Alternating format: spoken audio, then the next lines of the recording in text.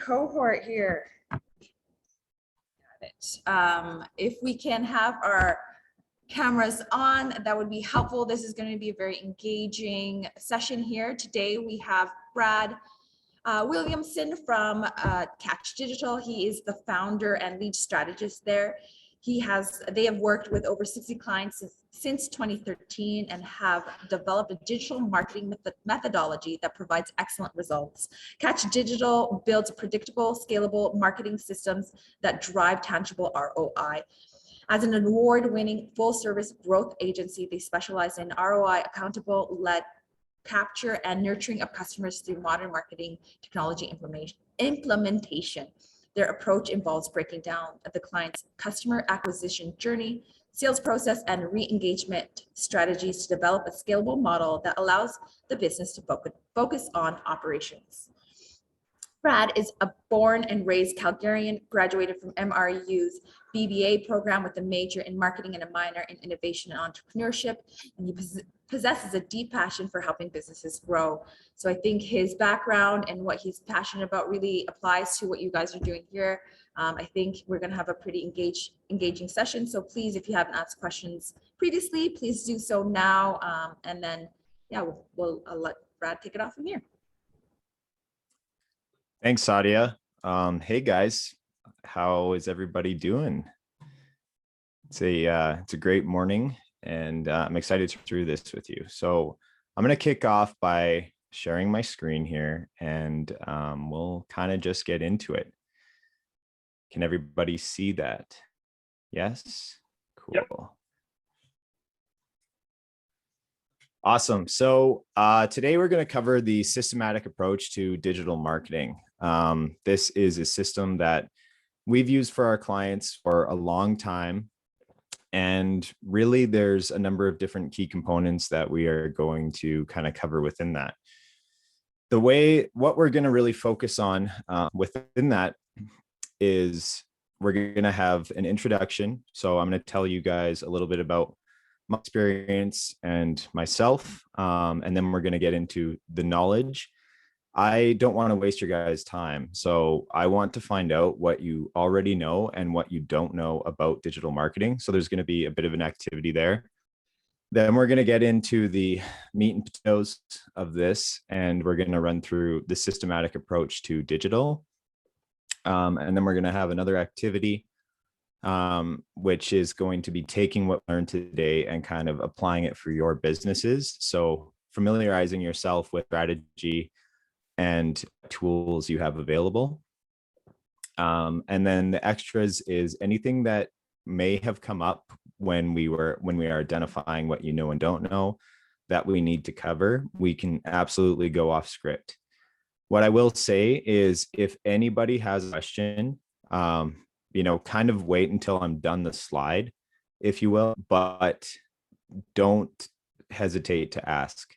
Again, this is for you guys. I just want to equip you with the knowledge that as founders, you need to know in order to have a good digital marketing system. So moving on, a little bit about myself. Why should you listen to me? So other than that awesome intro, I just wanted to share a little bit more. So I've had 8 years of experience in digital marketing. I've been in your guys' shoes. I formerly founded an app. It was called Tang. It was a temporary social media network that allowed you to see what users were up to around you. And that sounds familiar now because basically Snapchat and Instagram and everyone else in that market does that now. So we did it a bit before, and the key lesson is don't build a product that someone can swipe in one punch. So yeah, been there and done some of these marketing strategies within launching that app.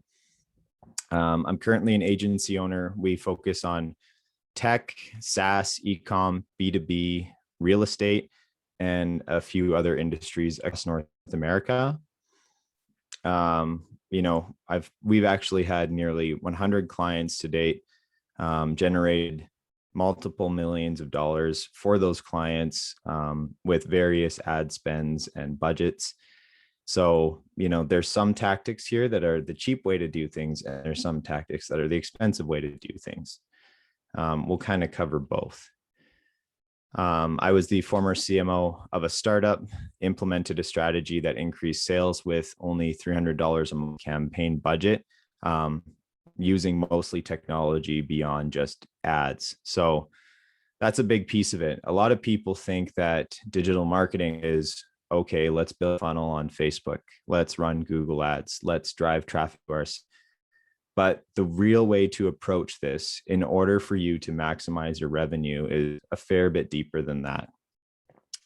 So I've developed a framework based on that, that kind of works across every industry that our agency has served. And probably most of all, I've made all the mistakes in digital, and I'm sharing them with you so that you don't have to make those mistakes. So before we kick off, does anyone have any questions? Where were you a year ago before I blew all my money in marketing? Well, I was around, but my agency was just me, and I was just kind of kicking off, I guess. Now today we're a team of 4 with a series of contractors and stuff like that. So, if you want to know why you blew all your money in marketing, I'm sure I could identify that for you. Great. Let's continue on then. So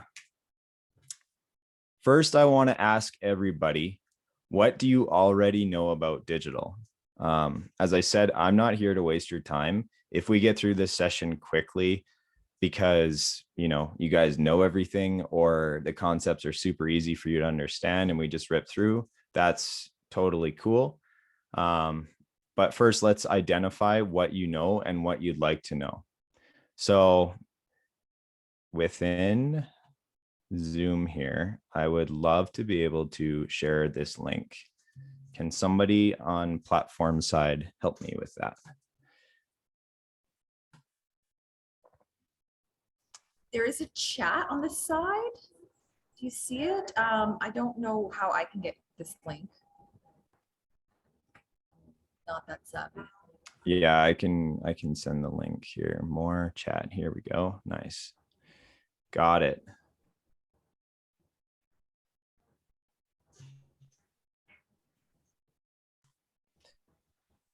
So I've gone ahead and kind of built this. I don't know if anyone's familiar with FigJam, but basically it's like a whiteboard tool built by Figma.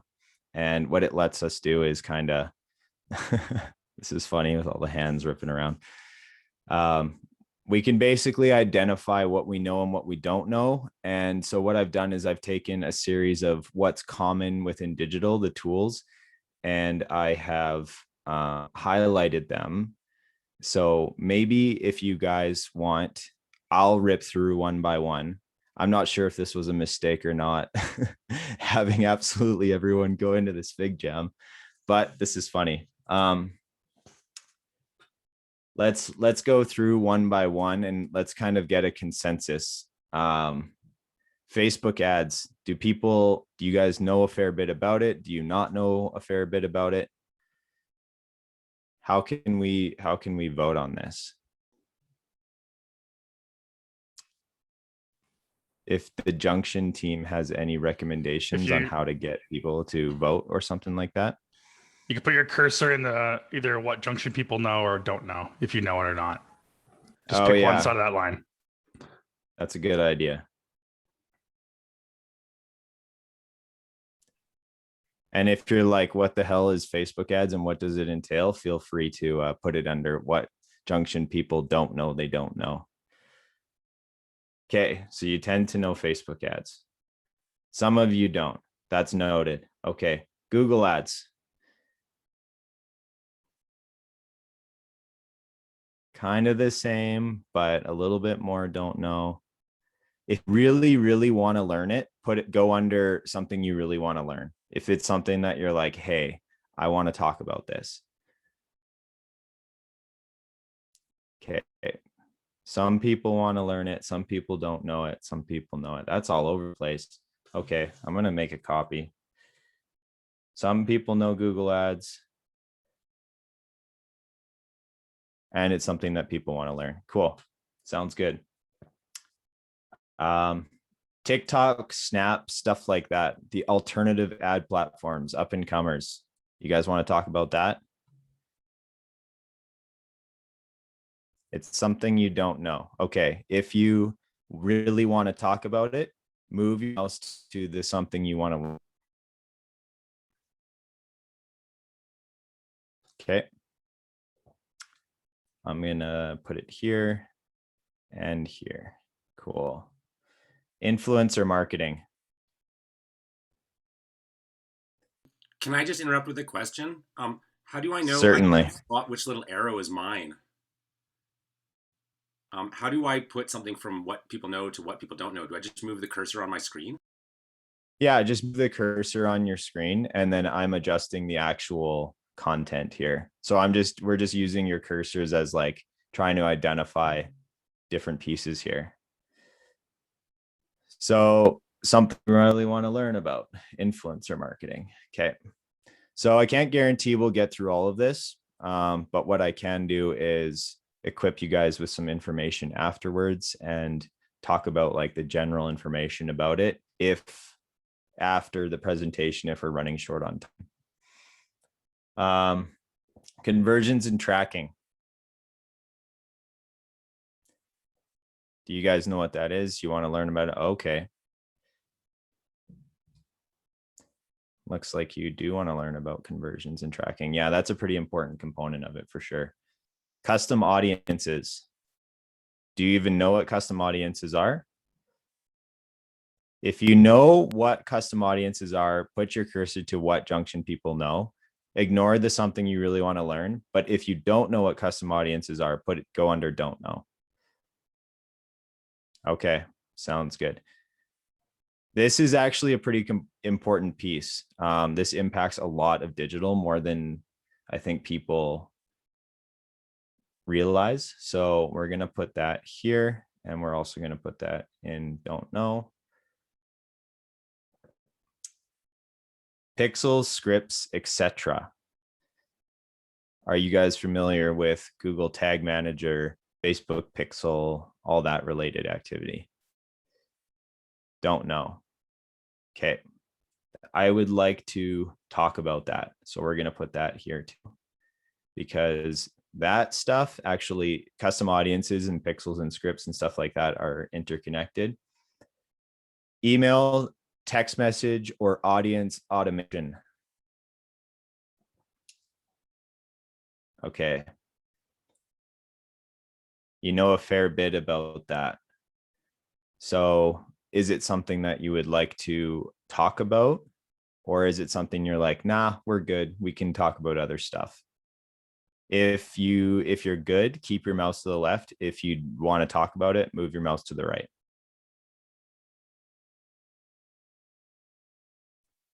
Okay. I might keep that one kind of on the back burner. Creating a digital strategy, the overall.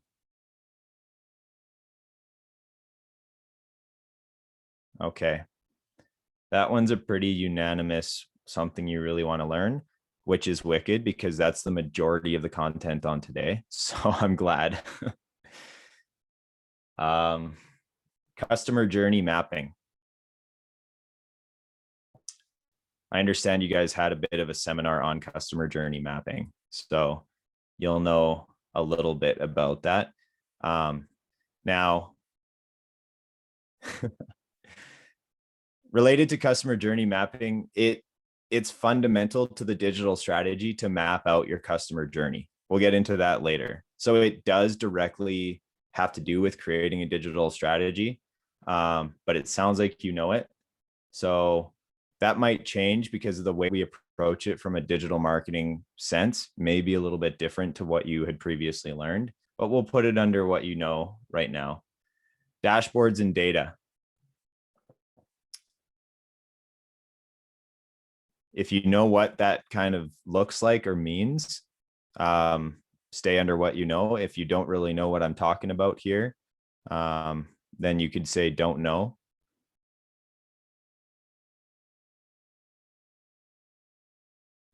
Chris Hall, need an I'm thing section.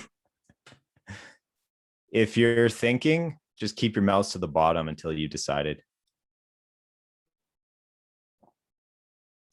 Okay, you don't know too much about dashboards and data. That's all good. That's an important piece for measuring. Key performance indicators for digital. I'm talking mostly about cutting through the bullshit, not just talking about clicks.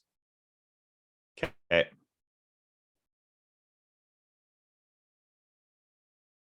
That's good too, because that is fundamental to the digital strategy. Do you guys want to talk about your businesses a bit and have a sense of what types of ads are good for what types of businesses? If no, throw your mouse to the left side of the screen. If yes, throw it to the right side of the screen. Okay. Sounds good. Something that we do a lot of at Catch Digital is websites. It is directly related to digital marketing, but it's less about the tools and more about the infrastructure of a website in order to make it convert better. Is this something you guys are interested in learning about? Yes? Okay. Sounds good. Building a high converting website. Landing pages. Are you guys familiar with landing pages? If you know what they are, keep your mouse to the right. If you don't know what they are, keep your mouse to the left, or other way around. If you know, left. If you don't know, right. Okay. Would you like to learn more about them now? Right side, yes. Left side, no. Okay. You're pretty familiar with landing page stuff. Okay. iOS 14 plus, how it impacts digital. Do you want to talk about that? If you want to learn about that, throw your mouse to the right. Actually, just keep it in the sections. It sounds like you're voting based on these sections. That's good. So you don't know about it. Okay. If you want to learn about it today, throw your mouse to the right. If you don't care too much, then throw it to the left. Okay. Sounds good. We'll keep that relatively on the left side here. Cool. Is everybody happy with, if we were to, in addition to what I've kind of got planned, rip through some of this of what you really want to learn today? Would you guys be satisfied? You can feel free to talk if you want. Yes. You'd be satisfied. Sorry, I was enjoying that too much. Yeah, I'd be satisfied. Cool. Sounds good.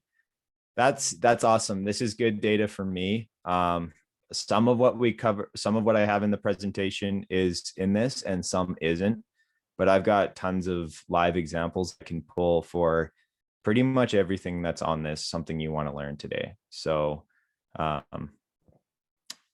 will start off right out of the gate saying our agency does less on influencer marketing than some other agencies out there. There's very specific companies for that, but I do know where to add that into the buyer journey, have implemented on some influencer marketing and worked with creators for user generated content as well. So I'll touch on that a little bit. Other than that, yeah, everything else is pretty, I can pull some pretty strong examples for. Awesome.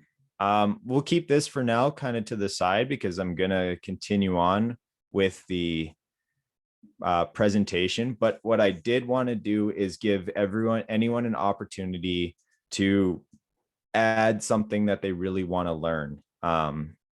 So feel free to speak and then I can add it to the list because I created that list on the left. But if there's anything else that you're like, hey, what about this? Please let me know, because I want to talk about it. I want it to be valuable for you guys.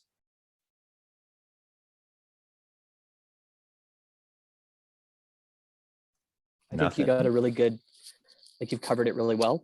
For me, just to share what I'm most excited about is the types of ads that are good for my business or our businesses, and the overarching kind of creating a digital strategy. Just if I can kind of share priorities. Okay, sounds good. So I'm going to add a little thumbs up stamp to what types of ads are good. Is there anything else that, say we had to prioritize what we were covering here on the right side, or anything missing? Here's your chance to kind of speak about it. Let me know. I'd be really interested in things related to the KPIs for digital and for understanding the data of what I'm looking at, just because I've had a lot of people offer, oh, I can build a site for you, I can do all these things for you, I'm the best. It's like, well, who is actually giving me metrics I can use, and who's telling me what I need to hear, and who's just selling me an idea for pushing their company? That's fair. I'm going to dive into a quick side note here. The digital marketing industry is sometimes absolute garbage, and I kind of hate that about the industry, how there's people that tend to try to sell snake oil, if you will, and don't focus on what actually drives business and builds revenue. The reality is, not every marketing strategy is perfectly golden. Like, it takes lots of iteration, it takes lots of testing, and you've got to invest in it, and you've got to build a system. So that's what we're covering today, to best equip you guys to understand, A, if someone approaches you, how to cut through the BS, but B, kind of understanding the process from a digital marketing perspective, so that you know, okay, this ad didn't work, I shouldn't give up, giving yourselves proper testing and iteration methods in order to actually see a return on your investment, plus giving yourself the best opportunity to grow revenue for the lowest cost. So yeah, we can talk about that. So creating a digital strategy is getting mentioned a few times. I've got the chat open there too. So I'm going to put a thumbs up against that. That's good, because that's a very big piece of our presentation. Digital strategy, conversions tracking, influencers, types of ads. Okay. Conversions and tracking. Cool. 5, all the above. Sounds good. A little bit of influencer, definitely creating a digital strategy for me. Guys, I really appreciate the feedback. This is going to be useful. Okay. I think that's it. If anyone else has any pieces or feedback that they want to add types and strategy. Okay. Sounds good. Influencer marketing has been mentioned a few times too. So let's toss a thumbs up there too. Yeah, just briefly for me, I've created something that's new that people haven't tried before, but everyone who tries it loves it. But I've tried to reach out to a few influencers and I get nothing back. So I don't know what sort of level of influencer I should be looking at, and how to catch them, or whether I should be going through an influencer agency or whatever. That's a great question. High level, you are, it depends on the types of influencer, the type of product or service. Mind if I ask what your business is? I've created a telepresence, telepresence robotic entertainment company. So you're at home driving real robots around my arena in Winnipeg and playing laser tag and Mario Kart races.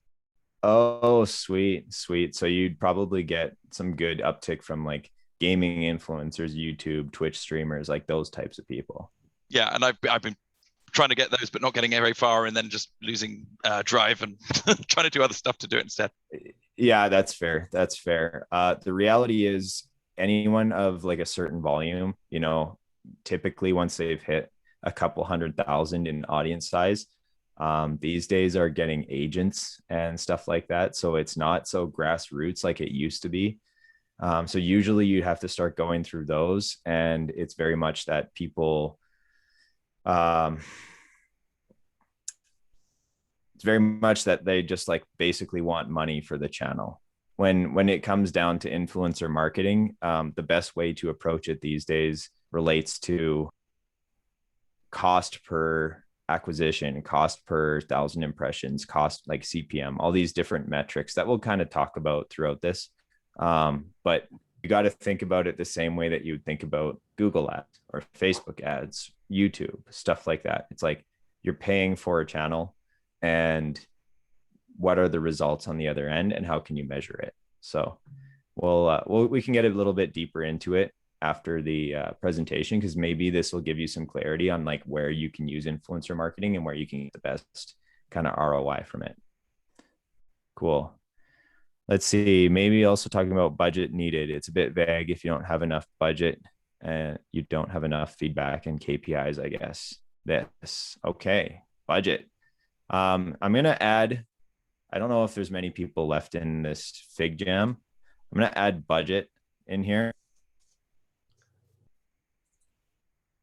And if you want to talk about budget, kind of like what you can expect for what budget and what the method is to like scale budget, if that's something that you guys want to talk about, who's still on the Fig Jam, move your mouse to the right side.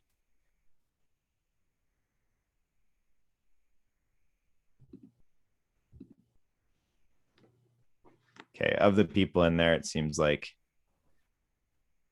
okay. Sounds like that's a topic that you guys would like to discuss as well. Cool. Sounds good. I think we've got ourselves a pretty good framework of things we want to discuss. I'll get through all of these if possible, but definitely the thumbs up ones will be the ones that we prioritize. And yeah, we'll continue on. So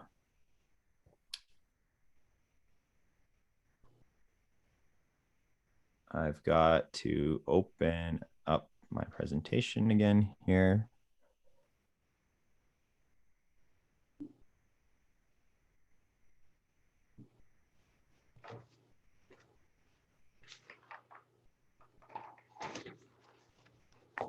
There we go. Cool.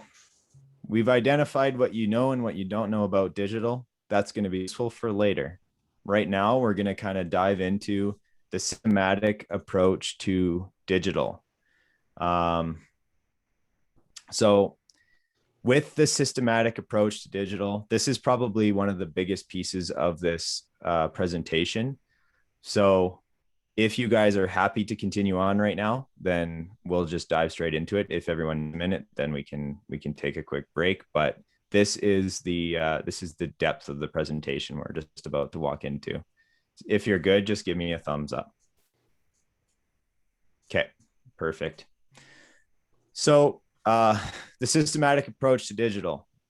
There are 5 key steps here with various depth that you should follow so that you don't burn money. The first step is pretty simple. Map out your customer journey. So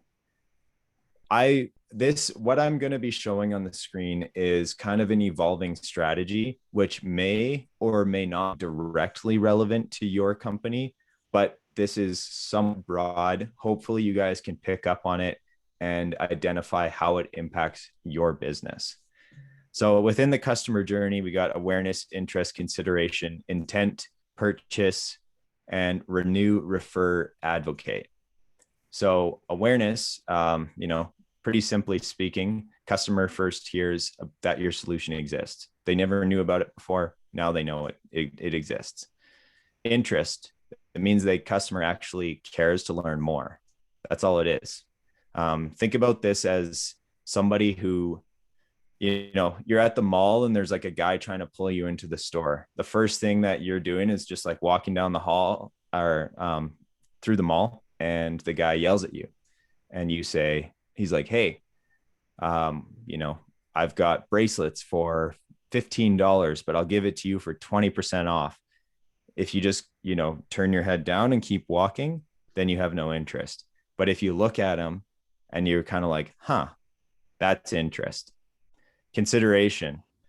Customer assesses if your solution would work for them. So with those bracelets, you might actually look at them. If you go, I'm interested. Can I take a peek at those bracelets? That's consideration. When you try on the bracelet, maybe you're seeing if it fits around your hand. You realize that there is one that fits, or you try a few, some don't, some do. You find one that fits you. You know that bracelet would work for you. Purchase. You've decided to buy the bracelet. Renew, refer, advocate.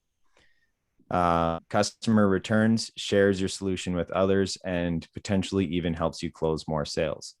You like the bracelet so much, you're willing to tell your friends about it. Maybe you're willing to start your own channel of bracelets. Maybe you're willing to become a wholesaler. Renew, maybe you want to buy a second bracelet. Or maybe you like their bracelet so much that you decided to buy their necklace line now too. So that's kind of the breakdown of that buyer journey. This is fairly typical, but you can kind of see it works for most businesses. Considering that you guys are startups, I am going to assume that the vast majority of what you guys have are digital products, or something that could kind of build recurring revenue. But before I make that assumption too deeply, do you guys want to kind of pipe in and let me know what types of industries that you guys are in? Just kind of have an understanding of your businesses. Is there kind of an overwhelming general? Yeah, this is perfect. Enterprise SaaS, live music delivery, fintech SaaS, real estate, app-based digital pharmacy. Cool. Agriculture, biotech, down market CRM. Okay. Real estate B2C, SaaS. Okay. Perfect. SaaS, digital products, and anything that's a real product as well will work. But you have to think about it from a different space, because I'm kind of looking at this, assuming that the majority of you guys have some sort of subscription or recurring revenue model. So that's how this is built, but it would apply for everybody. Cool. Continuing on. So step 1, map out your customer journey. Step 2 is translate your customer journey into user actions. So make this digital, right? If a customer first hears that your solution exists, the way that would happen is they see an ad online, they search for your product or service directly, or they search for a problem to solve your product or service, or somebody tells them about you, whether that's an influencer, a friend, etc. That is, there's a few other ways. I'm not getting every single possible way that someone could have awareness, but in a digital sense, we're covering the vast majority here. Interest. Customer actually cares to learn more. They basically, after they've got the awareness, they visit your website or a landing page. They might view your profile on social media. They might watch a video about you, or something like that, right? They might view your profile. They might follow, anything like that. Consideration. So they're starting to assess if the solution would work for them. So they visit a pricing page, or they visit a product page. If you're something e-com oriented, they inquire on your website. So they become a lead. This would be more for something enterprise or has a longer sales flow. They might book a demo with you. They might download a white paper, or check out your competitors. If they're looking at your competitors, they've identified probably that's something to do with your solution is what they're looking for. And that's not a bad thing. What it does is you should just be transparent about how you stack up against your competitors and clearly define your unique selling proposition and market that. Intent. Customer knows that the solution will work for them. So in digital, it would mean that they've completed a demo. Perhaps they've started a free trial. If it's e-com, they might have initiated a checkout. Or if it's anything related to enterprise or SaaS, they might have either, the demo or trial maybe, but they might also request more info. If you're in real estate, request more info is probably the more common one. I know that real estate was in there.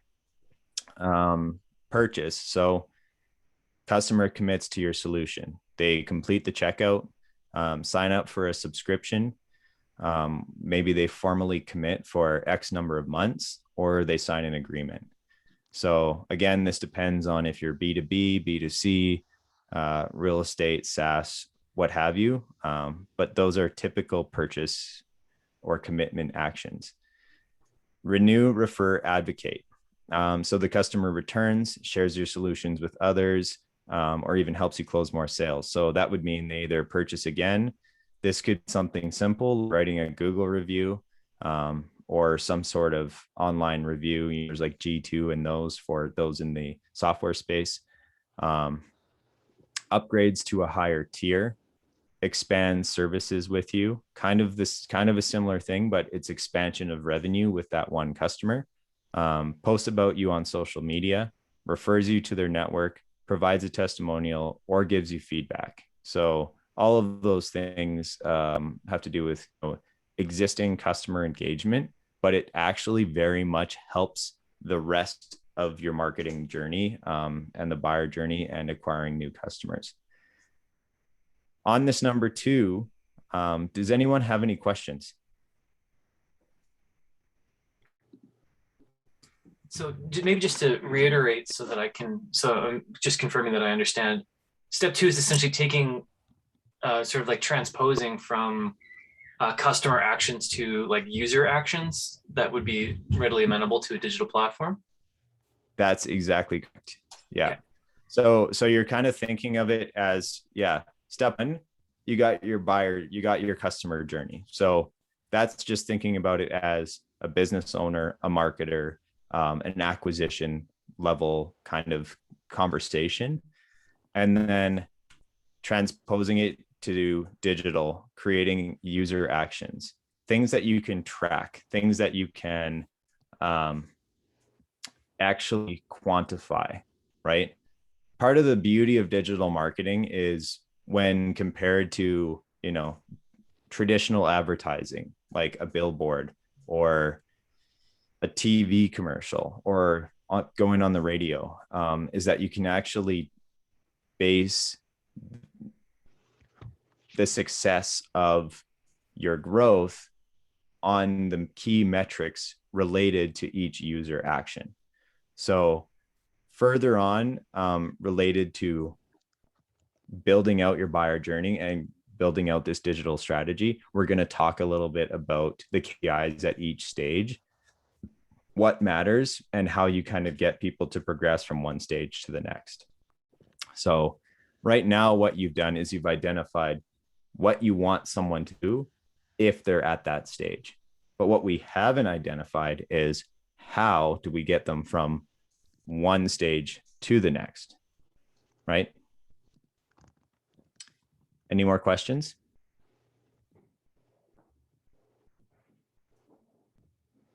Cool. I will continue on then. Step 3, identify which user actions are most common and most valuable to you. So what I've done is I've kind of highlighted a few of these. They're just common. But here's the thing.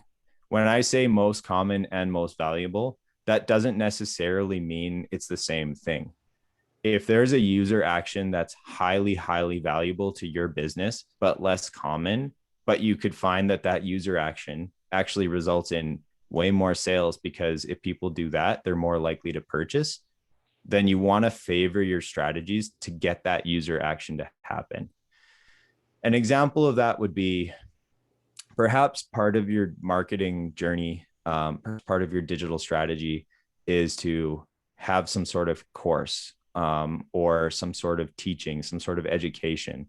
And if people complete that education, then they're far more likely to purchase. This is common when you are in the SaaS space, especially in traditional industries. You know, I heard some real estate SaaS related products. That type of market needs considerable education, and that buyer journey is going to be pretty long because you need to teach them. So consider that as a part of this, right? Where that's not the easiest and most common way, but that would be really valuable to your business. So we identified awareness, common ones, sees an ad online, commonly also searches for how to solve a problem and finds you. It's less common for someone to search directly for your product or service if you have no brand recognition, right? Intent, they click through to your website or your landing page. Consideration, they visit a pricing page, they book a demo. Intent, they complete the demo and they start a free trial, or they start a free trial. Purchase, they sign up for a subscription. And renew, refer, advocate, they upgrade to a higher tier and they refer you to their network. So these ones that I've highlighted are what we're going to kind of dive a bit deeper into. It doesn't mean that we're going to ignore the other ones. It's just, I'm not here to tell you how to convince your customers to write a Google review. I'm here to kind of help you grow your revenue. So that's why we're focusing on the ones we are. Any questions? No? Okay. The point here is, when doing this exercise for yourself, identify what's most valuable to you. For the sake of this exercise, I highlighted the ones that are green here. Continuing on, number 4, identify platforms and channels that would best get a user to perform that action. So awareness, sees an ad online. Where would they see an ad online? Through Google ads, Facebook ads, TikTok ads. This is an exercise, right? So you guys could think about it for yourself, where the best place to advertise is. For example, YouTube. YouTube's a pretty great place. We had that one robotics. What was your name? Sorry. My name's Chris. Chris. So Chris's company, he talked about influencers, and he talked about Twitch. So those are places that you might want to build awareness. That's what you would highlight here. Searches for how to solve a problem and finds you. Well, you could do that through Google Ads. You could run campaigns based directly on the keywords and search terms related to the problem that you're solving. But it's also worth kind of getting some PR through getting other people to write about you.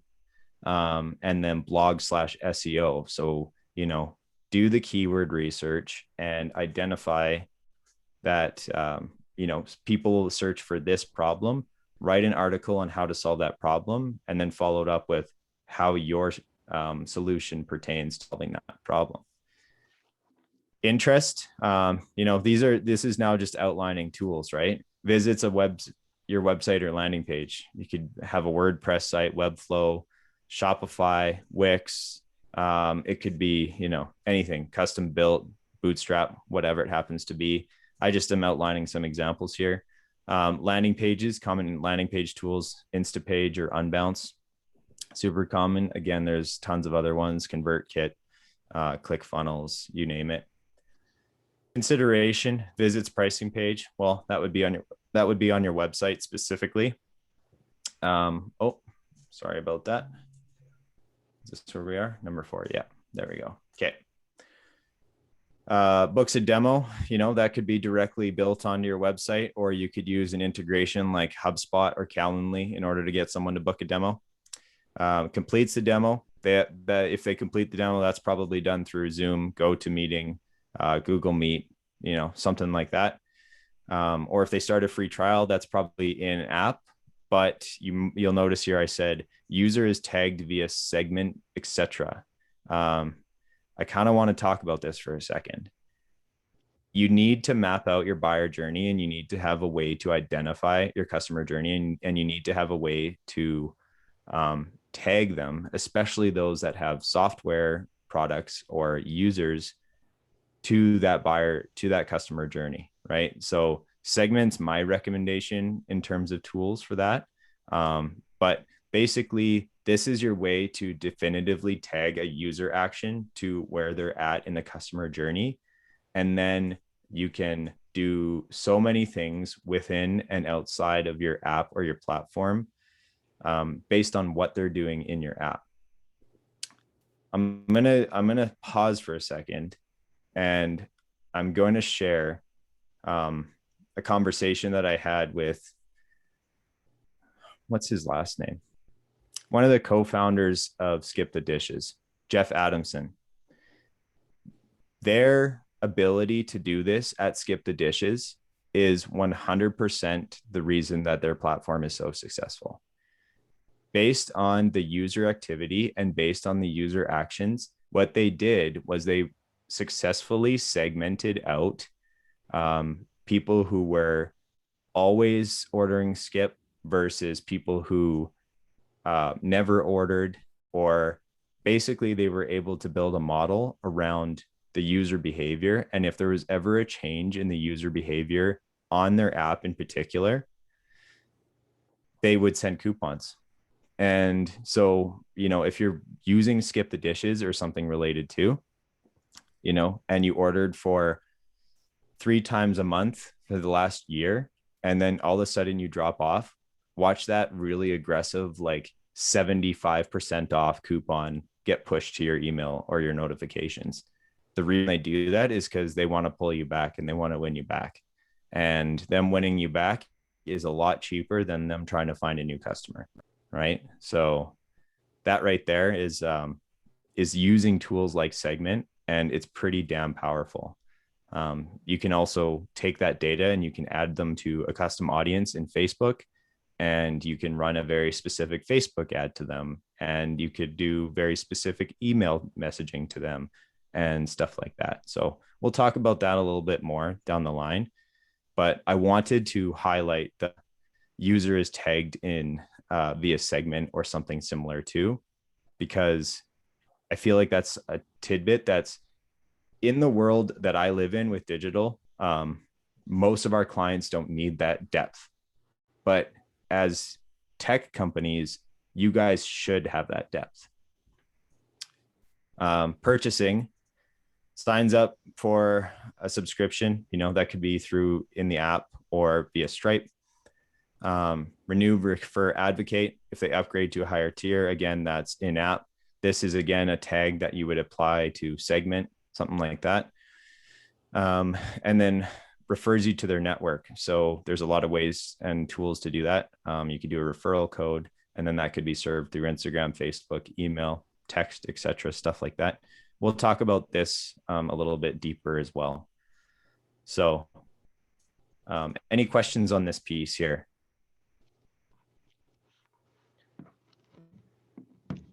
Actually, yeah. Can you, when you were saying tagged via segment, I just didn't get what the terminology tagged via segment means. What do you mean by segment? That's a great question. And I did kind of jump in, and I definitely have a tendency to just assume everybody knows what I'm talking about without explaining it. So let me share.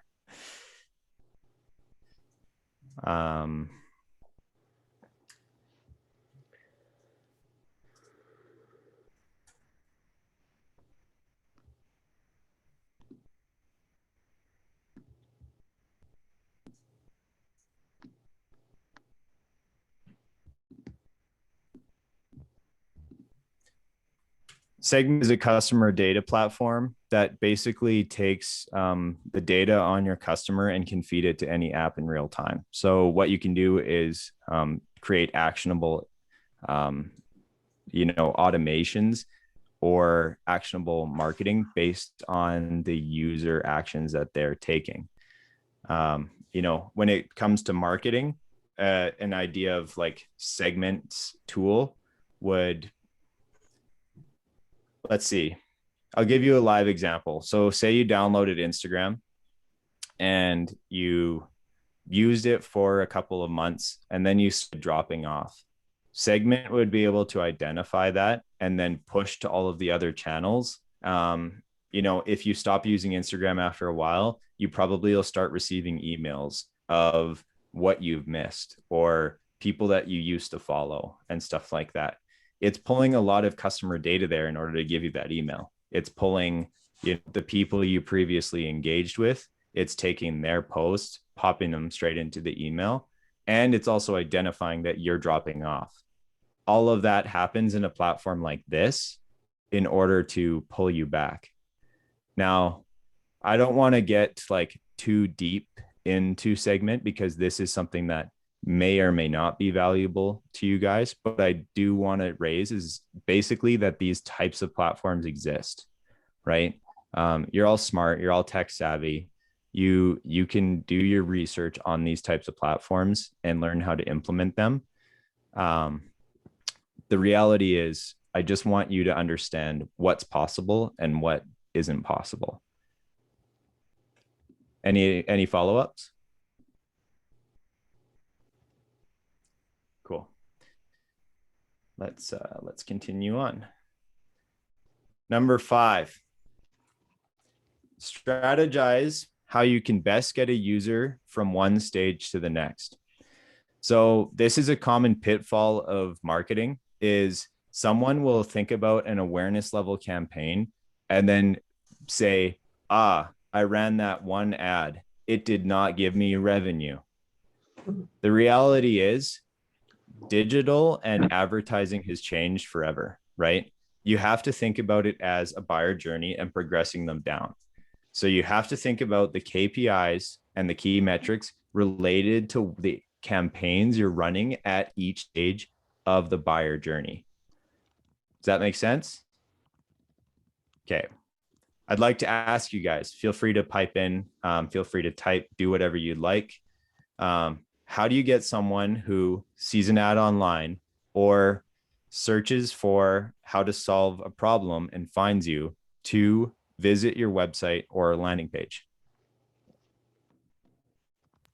SEO. What was that? Sorry. I said SEO, like search engine optimization.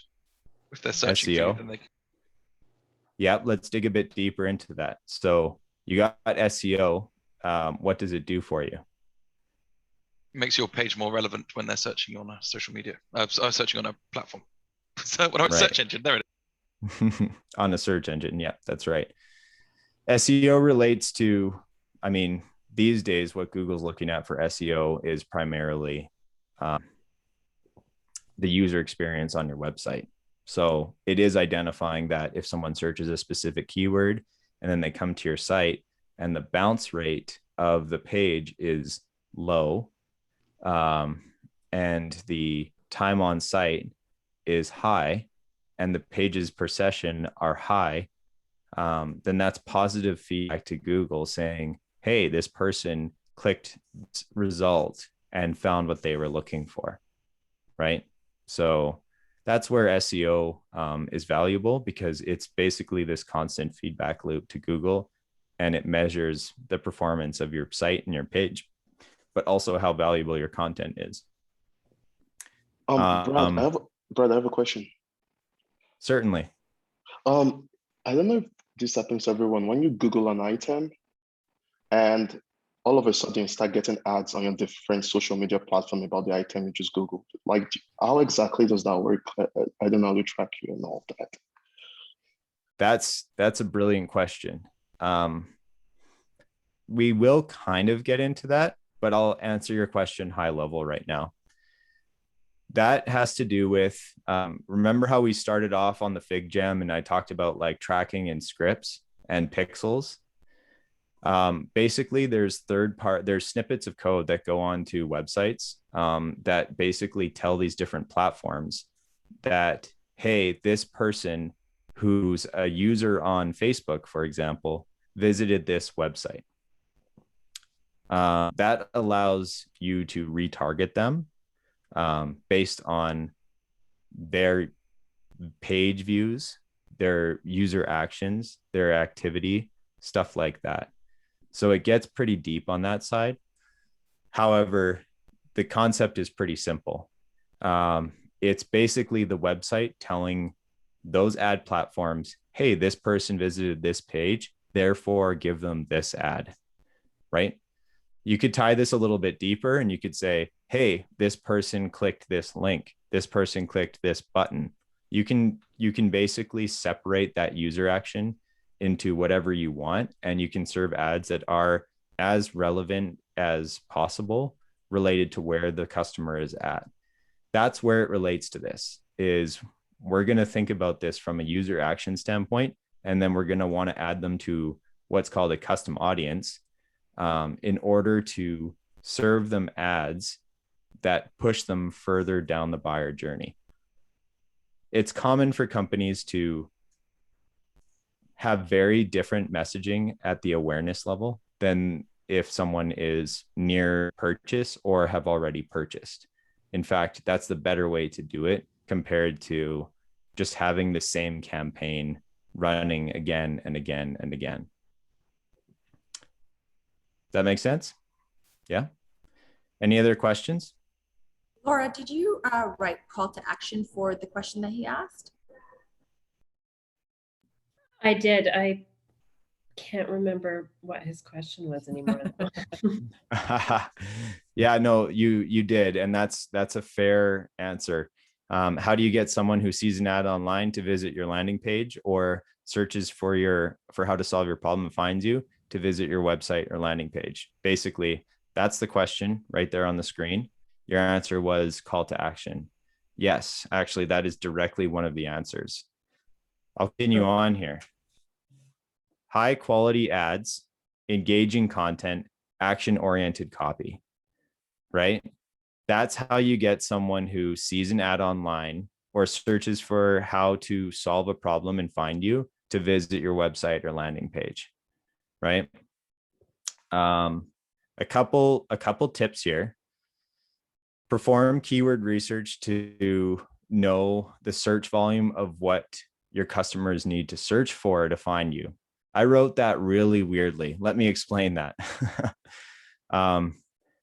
Basically, there's tools out there like SEMrush. There's Google Keyword Planner. There's a number of different tools. You could just Google keyword research tool and you'll find one that works. And you can search for what you think your customers are looking for, and you can see how often it's searched for. If the search volume is low, then you need to focus on a more demand gen strategy and build brand awareness. So that means that less people, if there's low keyword research related to your solution, then less people will search for how to solve a problem, and you'll have to spend more time showing ads to them, which is more expensive, but that's the reality of your business. So you're going to have to build more brand awareness. You're going to have to run more campaigns on platforms like YouTube, Twitch, TikTok, Facebook, Instagram, right? In order to get them to even know that your solution exists, where you might be able to go a little bit cheaper and build a bit of an SEO strategy and have some high intent Google keywords that are pushing to your website or landing page. At the end of the day, regardless of which method you use, you want to make sure that the ads are high quality, meaning that they directly share what your unique selling proposition is. There's a really strong hook that gets someone engaged. There's a clear call to action. So those components within the ad are important. and then what it clicks through to, or whatever the source is of that traffic, is engaging, right? My second tip is always test. Test different platforms, ad types, creative, headlines, audiences, etc. We can talk about this a little bit deeper, but there are specific methodologies that you can run through if you wanted to launch a campaign that would allow you to always level up on your test. Think about it this way. If you're running a Facebook ad, there's tons of different ways that that ad could be sent. It could be in video form, a static image, a carousel, a story, just to name a few, right?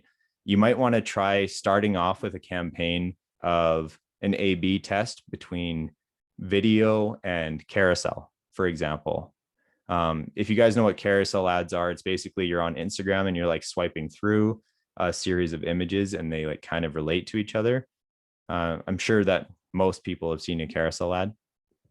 The idea is always test, because what you think is going to work and what usually ends up working is different. Number 3, craft your content and your copy around simply getting them to move from the first stage to the second. Don't worry about the sale at this point. When you're running an awareness campaign, your goal should be to drive awareness. Your goal should be to get them to generate interest, right? Meaning, don't take the campaign performance if you're running ads at the awareness level and try to say, how much revenue did this make us, right? That's a later down the line KPI.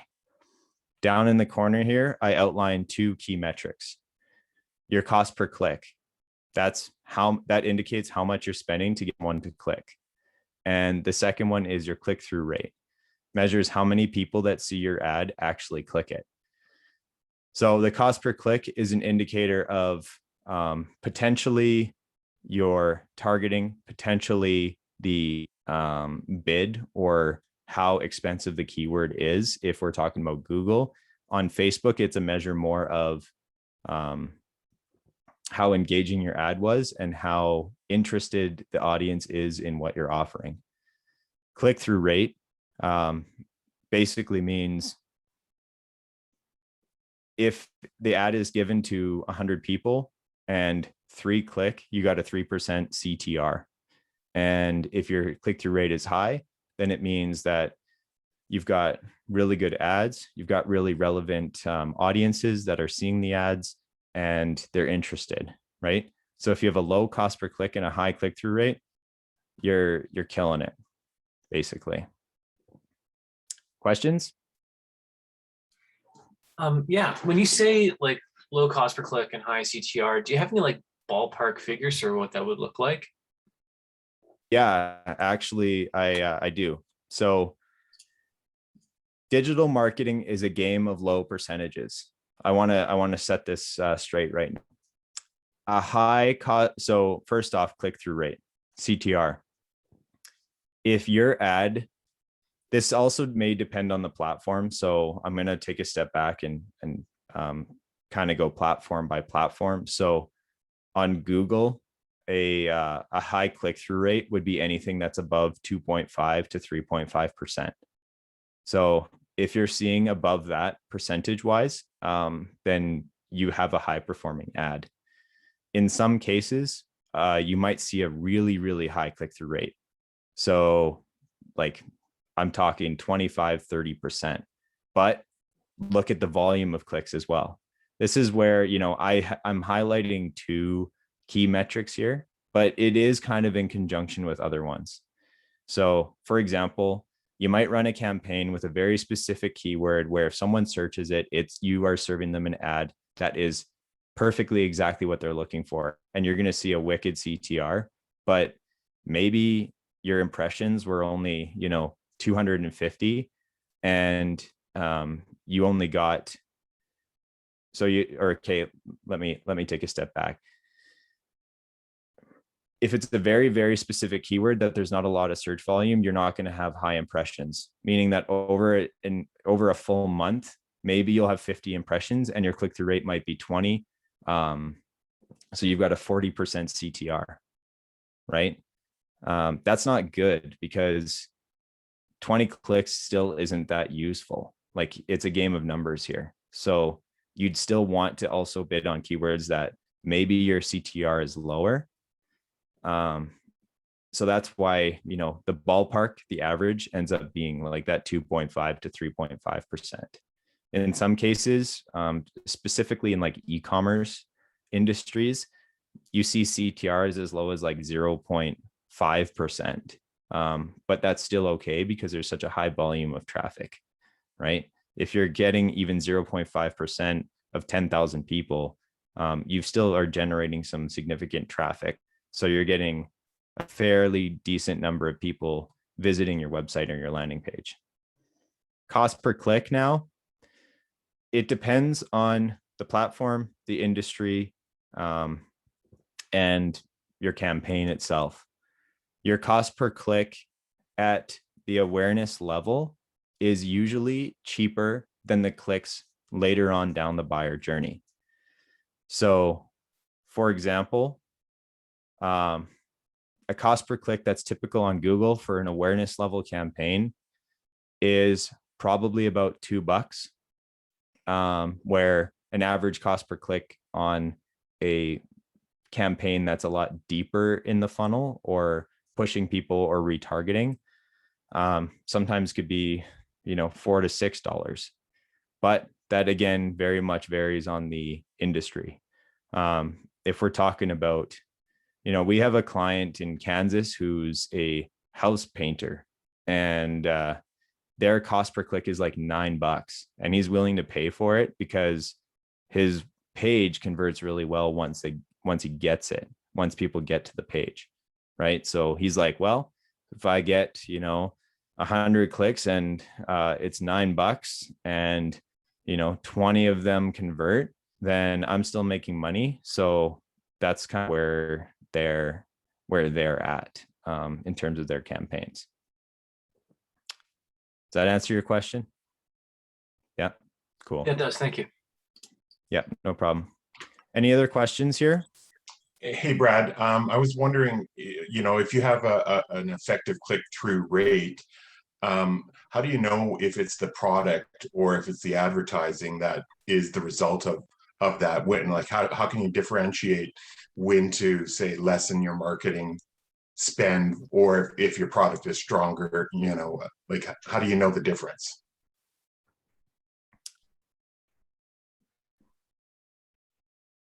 I'm trying to kind of understand your question a little bit deeper. So what you're asking me, correct me if I'm wrong here, is how do you know if the cost per click is because of how good the ad is or how good your product is? Right. Am I right?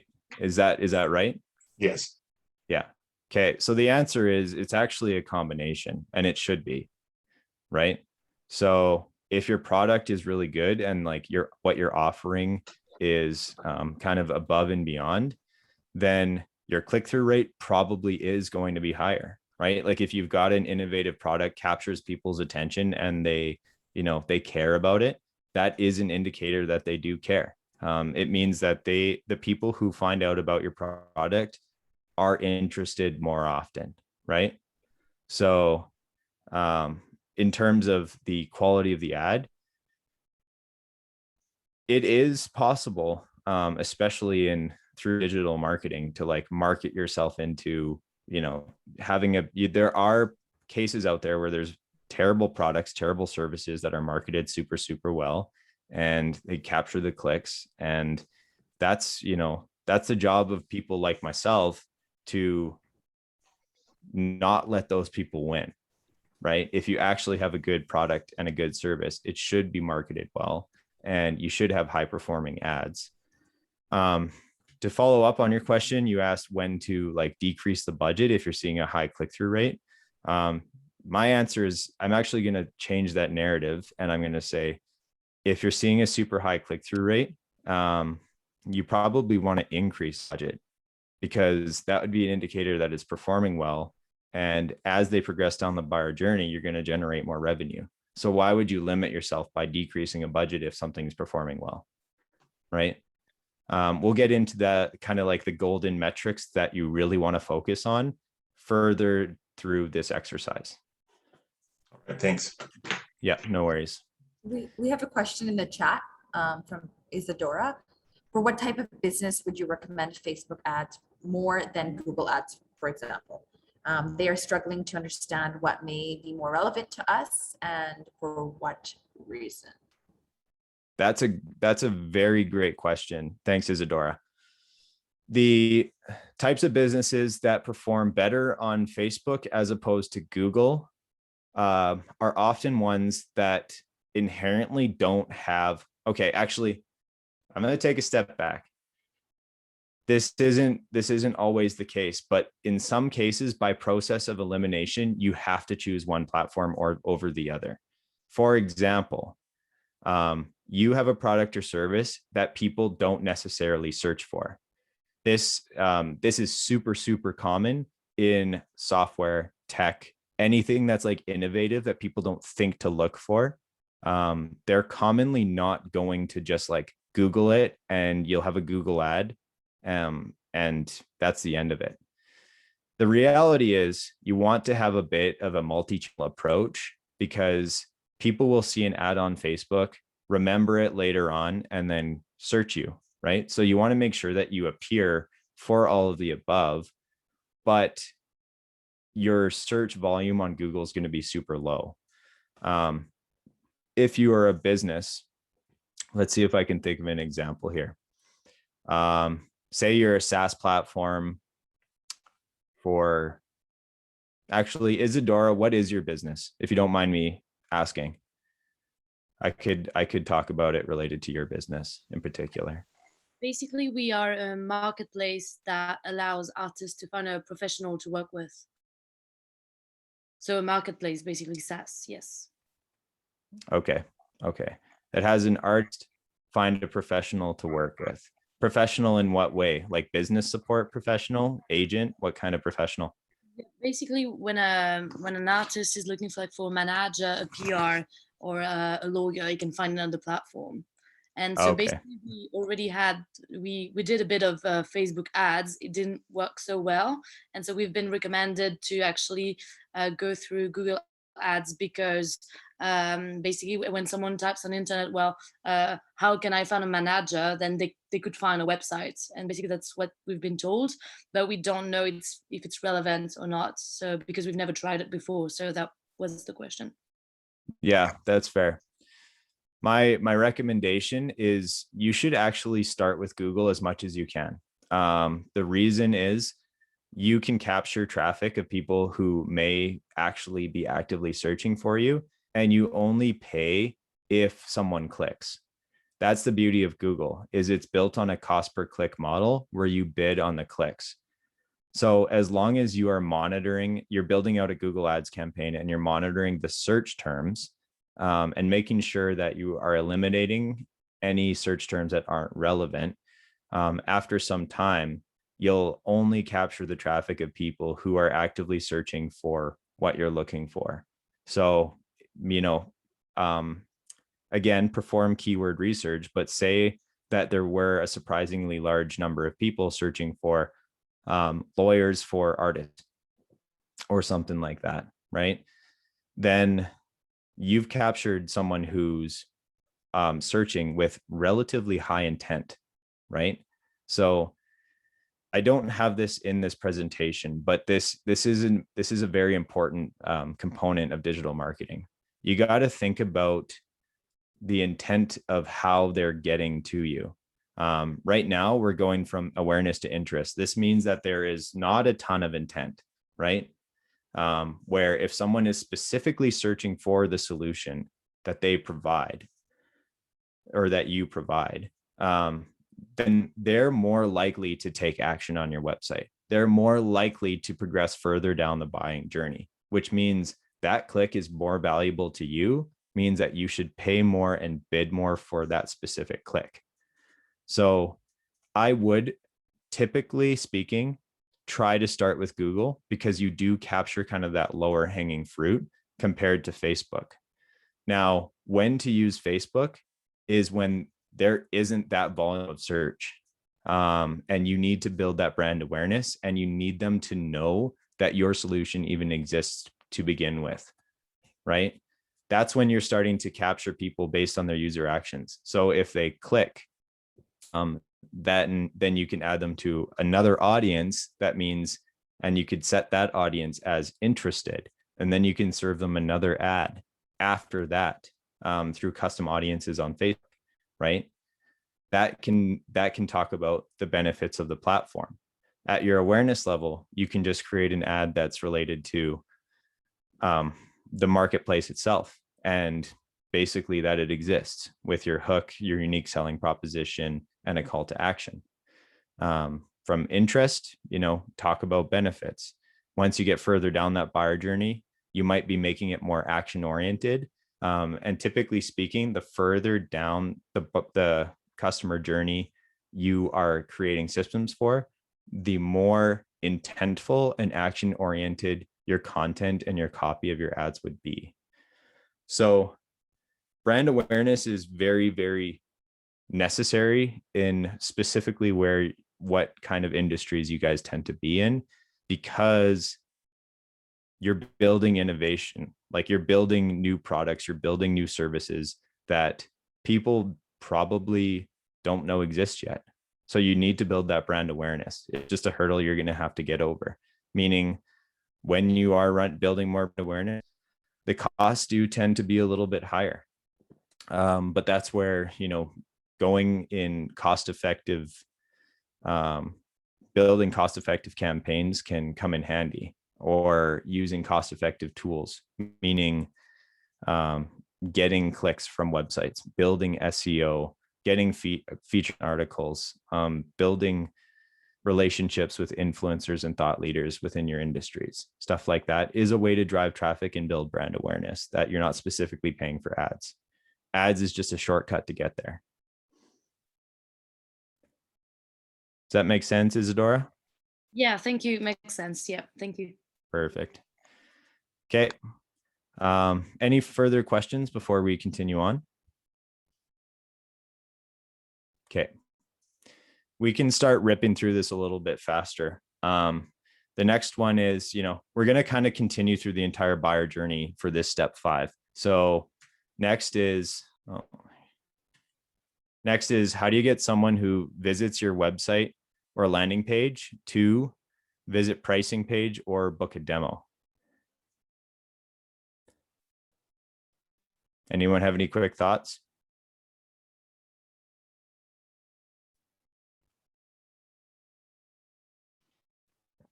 We put our pricing page right next to our it's like right there. So once you land on the website, kind of the first thing you look at is the pricing page.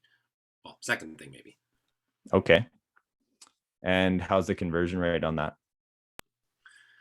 I don't think I have a good enough answer or understanding of it yet to tell you honestly. Although our conversion rate is surprisingly good, but I think it's more accidental than intentional. Okay. Putting pricing straight on your homepage or your landing page isn't necessarily a bad thing. What it doesn't let you do is quantify how many people are interested, right? If you have it as a separate page in particular, then you could actually measure how many people were interested and actually decided to consider, right? Which is valuable data. Page. My mistake. We do have it as a separate page. It's just really close to it's easy to see and a quick one to get to. So it is a separate page. Okay. So it is clear. That's good. That has to do with kind of the user experience of your website. Having it as clear as possible and easy to access is definitely key there. I'm going to jump ahead here. So how do you get someone who visits your website or landing page to visit pricing page or book a demo? Exactly that. Clear call to actions. I saw that in the chat. Visuals that communicate, and an enticing offer, meaning make sure it's clear if someone visits your website or your landing page, what you're offering, why it's valuable to them, and and get them to view pricing, like make that a clear call to action, right? Or book a demo if that's more relevant to your business. It's not rocket science, but what it is it's data focused, right? So you can build multiple variations of landing pages. You can do A/B tests. You can A/B test on your website as well. And you can see different traffic patterns. I'll answer your question in a second, Laura. Thanks for asking. You can see different traffic patterns, which would quantify exactly how much performance, how well your page is doing. The key metrics related to that, bounce rate, which I kind of talked to before relating to SEO. Bounce rate indicates how many people leave from that page. So if your bounce rate for a specific page is super, super high, then it means that your page likely isn't that engaging, you know, and your conversions. So that measures how many people took action on the page. In Google Analytics, you can create events and conversion actions based on this activity.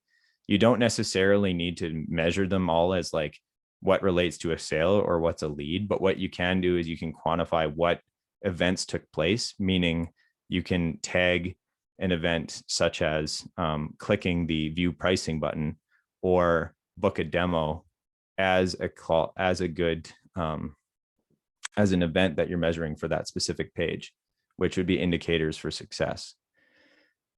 Couple tips: relevancy is key. If someone clicks from an ad that says one thing and then it goes to a website that says something totally different, they are going to leave. This is where building landing pages is super valuable. If you're running a campaign that has a very specific campaign message and a very specific call to action, then make sure that the page that it's clicking through to directly associates with that ad. That relevancy, that add to that page relevancy is 100% how you're going to see better results from generating consideration out of your interest, right? Make your offer very obvious. Sometimes people try to out-create, be way too creative in their marketing to the point that they lose sight of their key messaging that they need to get across. You know, people will try to do really cool campaigns, really cool graphics, and have like super clever copy. And don't get me wrong, when that is associated with very obvious offers, it performs well. But if your offer isn't obvious because you went too far in the creative side of marketing, you end up losing conversions there too, or, you know, pushing people further down the buyer journey. Use software like Hotjar or LogRocket to analyze how people navigate your page. So if they've come to your page and you're not seeing many people visit pricing page or book a demo, then, you know, use tools like that, which can track mouse movement, user. It's basically going to record sessions. LogRocket has really good session recording, and you can basically identify how people are using your website in order to optimize the pages. And then you can do an A/B test with the new page you optimized. Don't add a million different calls to action. Keep it simple. Common pitfall of building a landing page or a website is that you come to the site and then you're asking the user to do a million different things. Keep it simple, like 2 max, maybe 1. Really, that's what you want. Like, that's why we're mapping out the buyer journey, because we're just trying to get them to go from interest to consideration. That relates to Laura's question. Would book a free trial on the first page of a website be a good idea? Does a free trial, them clicking that, can make, does it quantify interest to consideration? Like if someone clicked that, would you say they went from being interested to considering? My answer would be yes.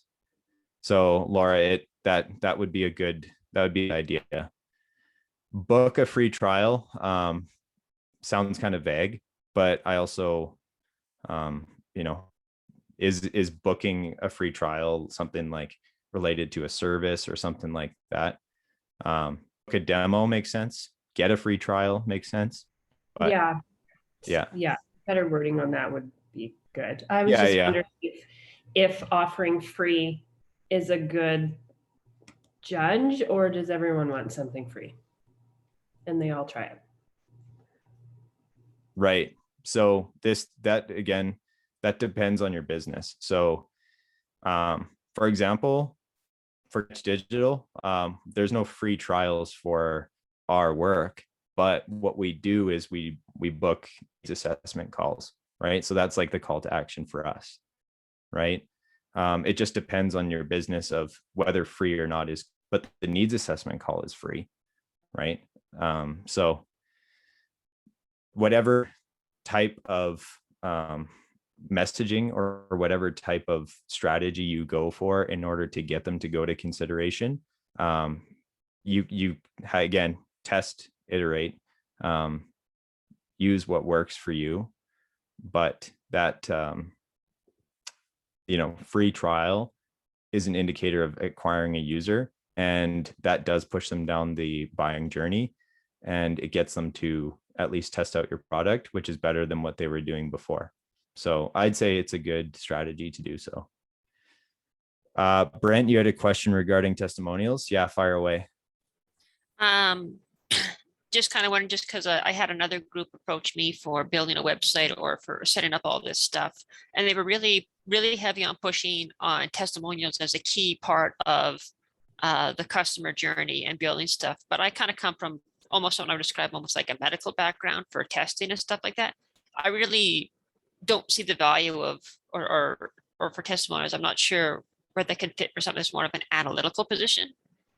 And so I just really struggled with how hard this was as a sell for a website has to have testimonials and has to have this kind of thing. How important really is that for more of an analytical thing, or is that just someone trying to create a false impression and taking me for a ride in a sense?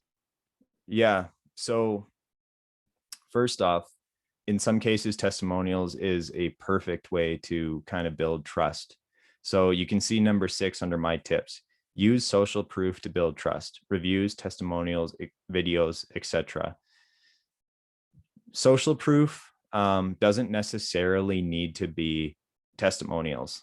I say etc. there because it depends on your business. If you are very medical, data-based, analytical, then show the data, show the results, and that would also do the job, right?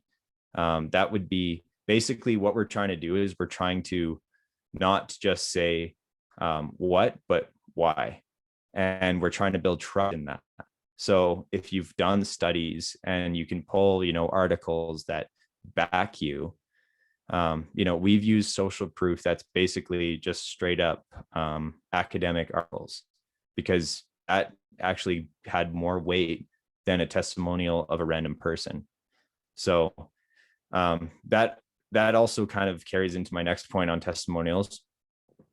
Obviously, there's a lot of BS out there related to that. So you need to make it genuine. I personally never believe a testimonial that is like, this product is the best ever. I will use it for the rest of my life. And then the name is like John Smith from United States. It's like, there's no way that's real. If you had a testimonial that was more like actually in-depth analysis of your platform related to a customer that could be identifiable, that makes way more sense. Or pulling an actual Google review. Yeah, good old John Smith.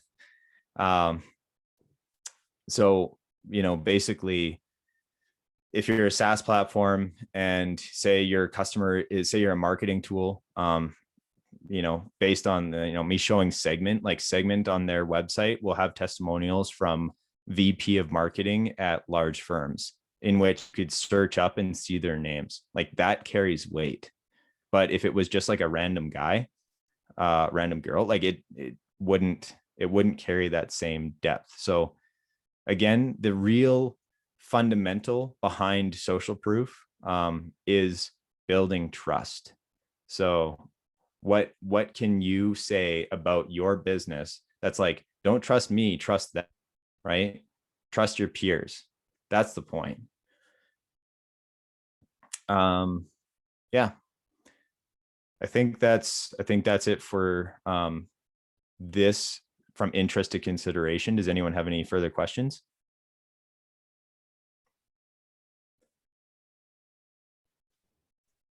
Cool. We'll continue on. How do you get someone from consideration to intent? From visiting the pricing page or booking a demo to actually completing the demo or starting a free trial?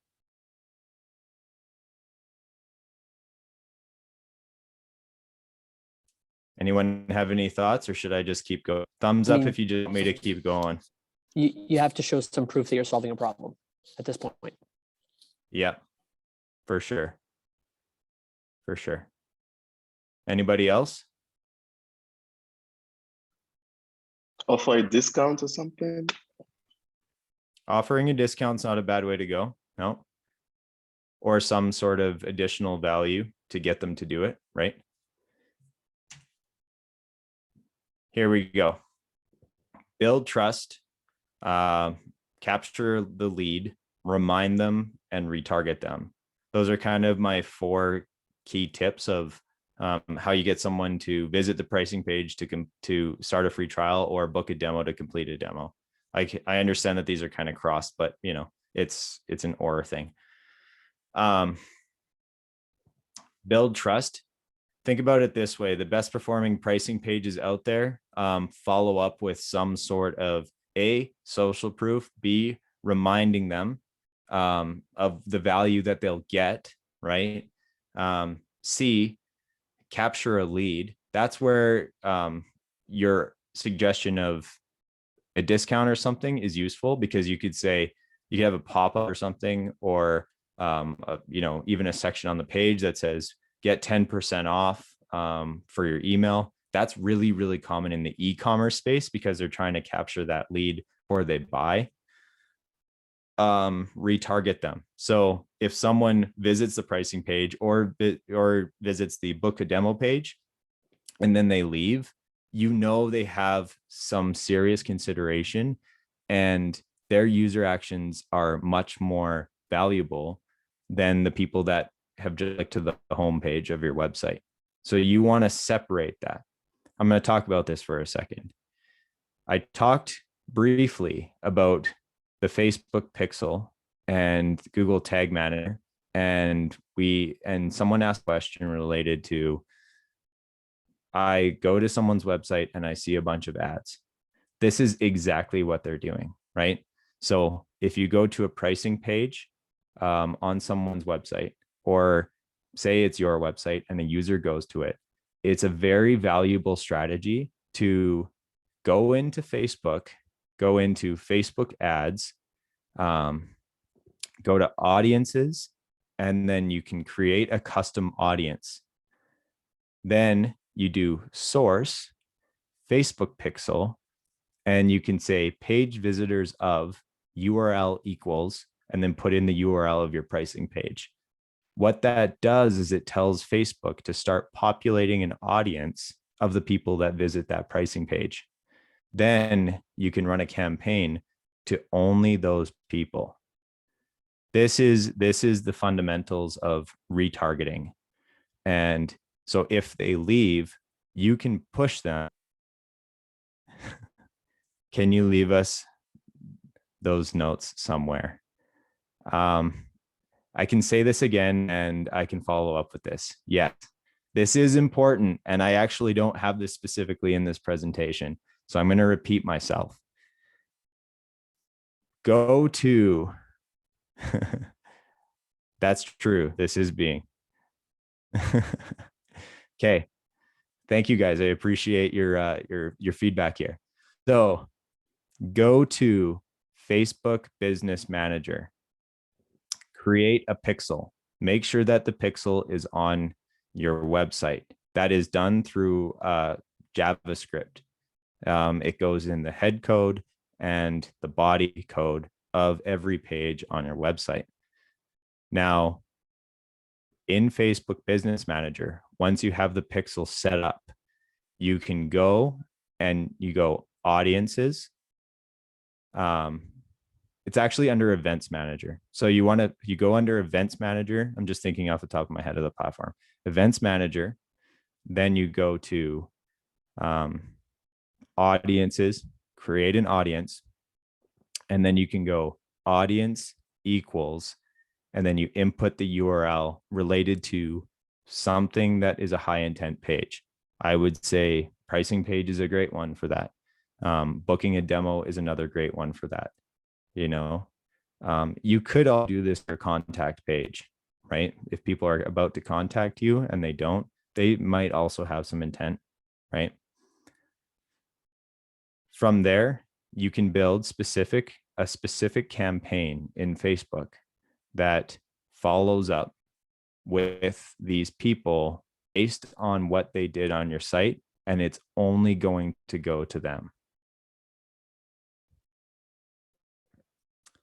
So this isn't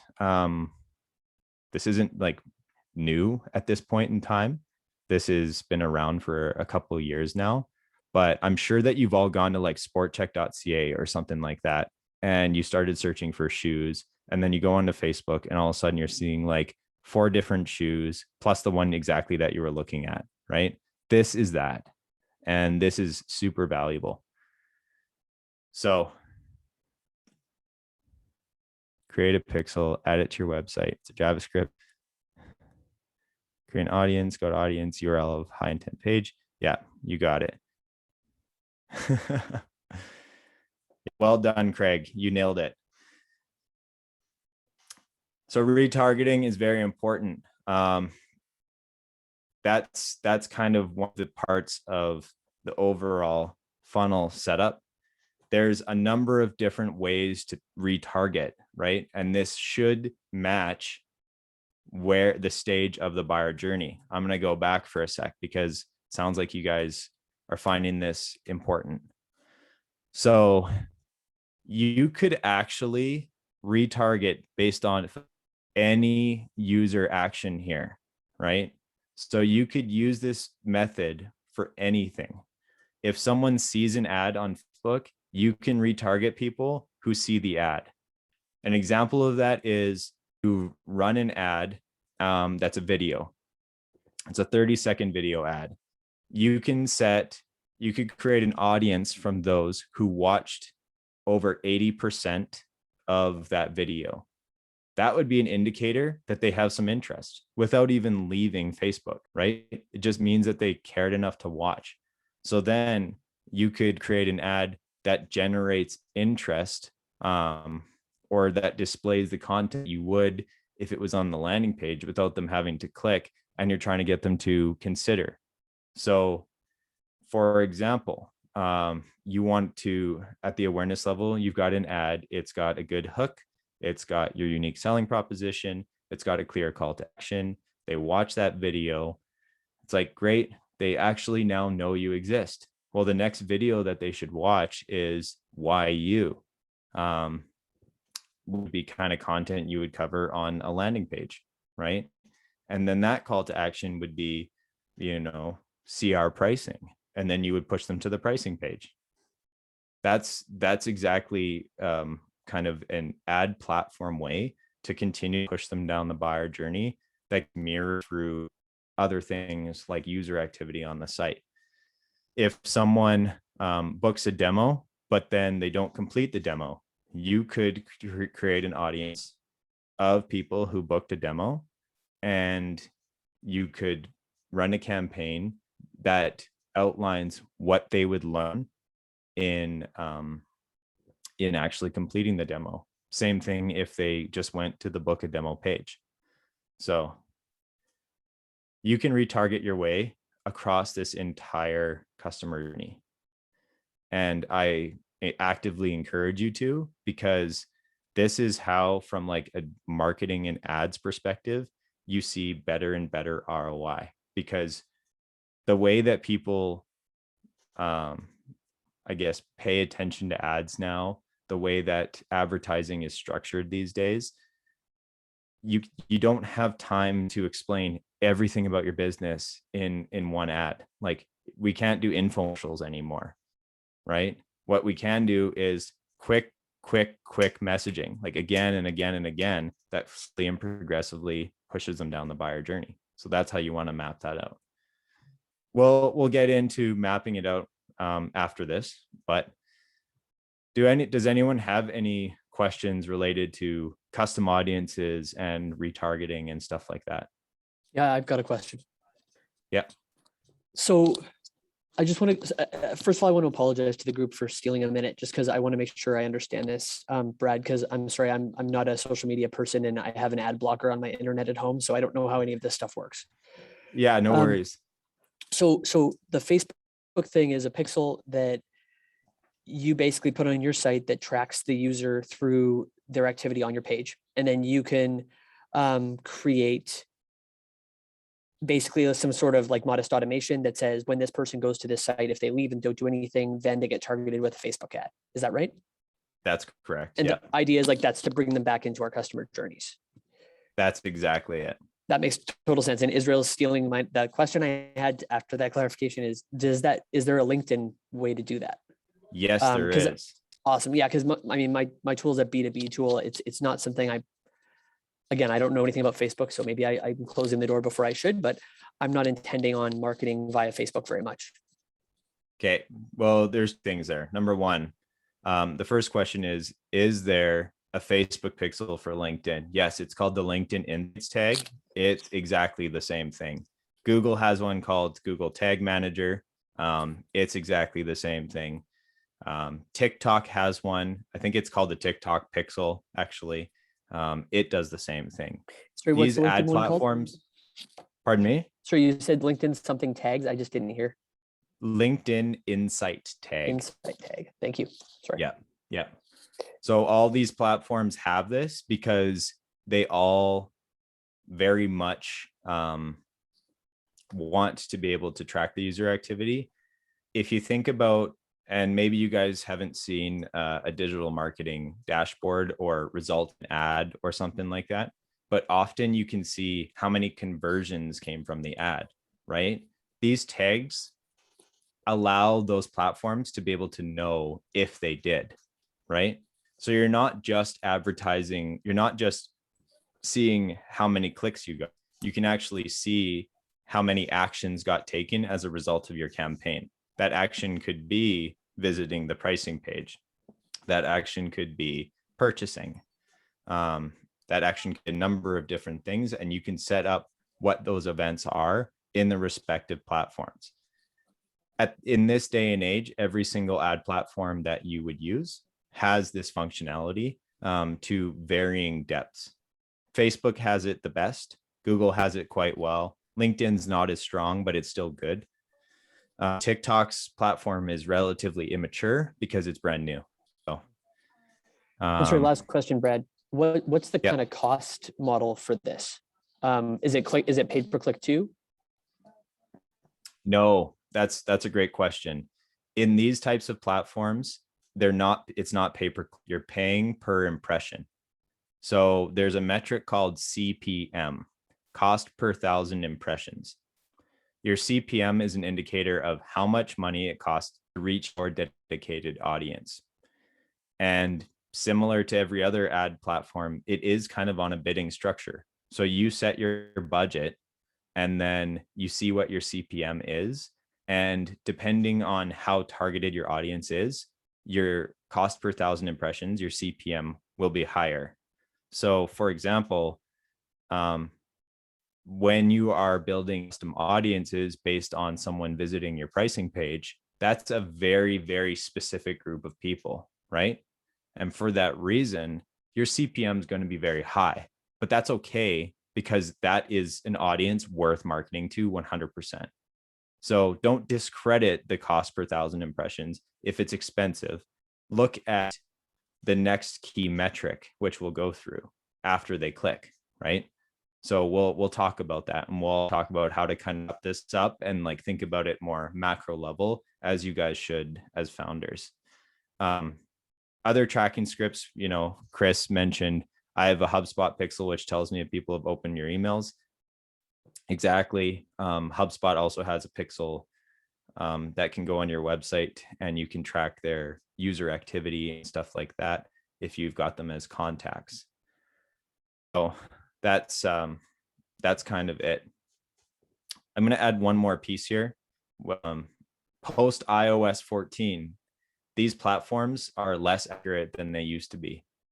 That's something that you need to know when people use stuff like ad blockers and whatnot too, because this is all using like cookies and stuff like that.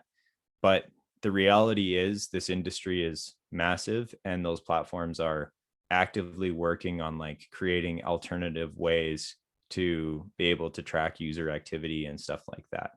So you do have to consider that, because if someone just comes to your website and views the pricing page, the statistics show that only about 60% of them now make their way into those audiences.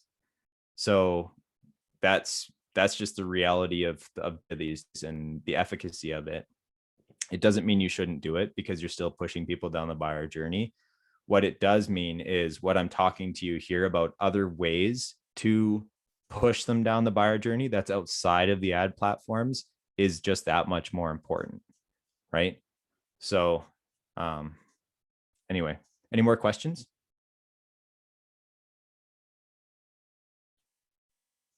Cool. We'll continue on.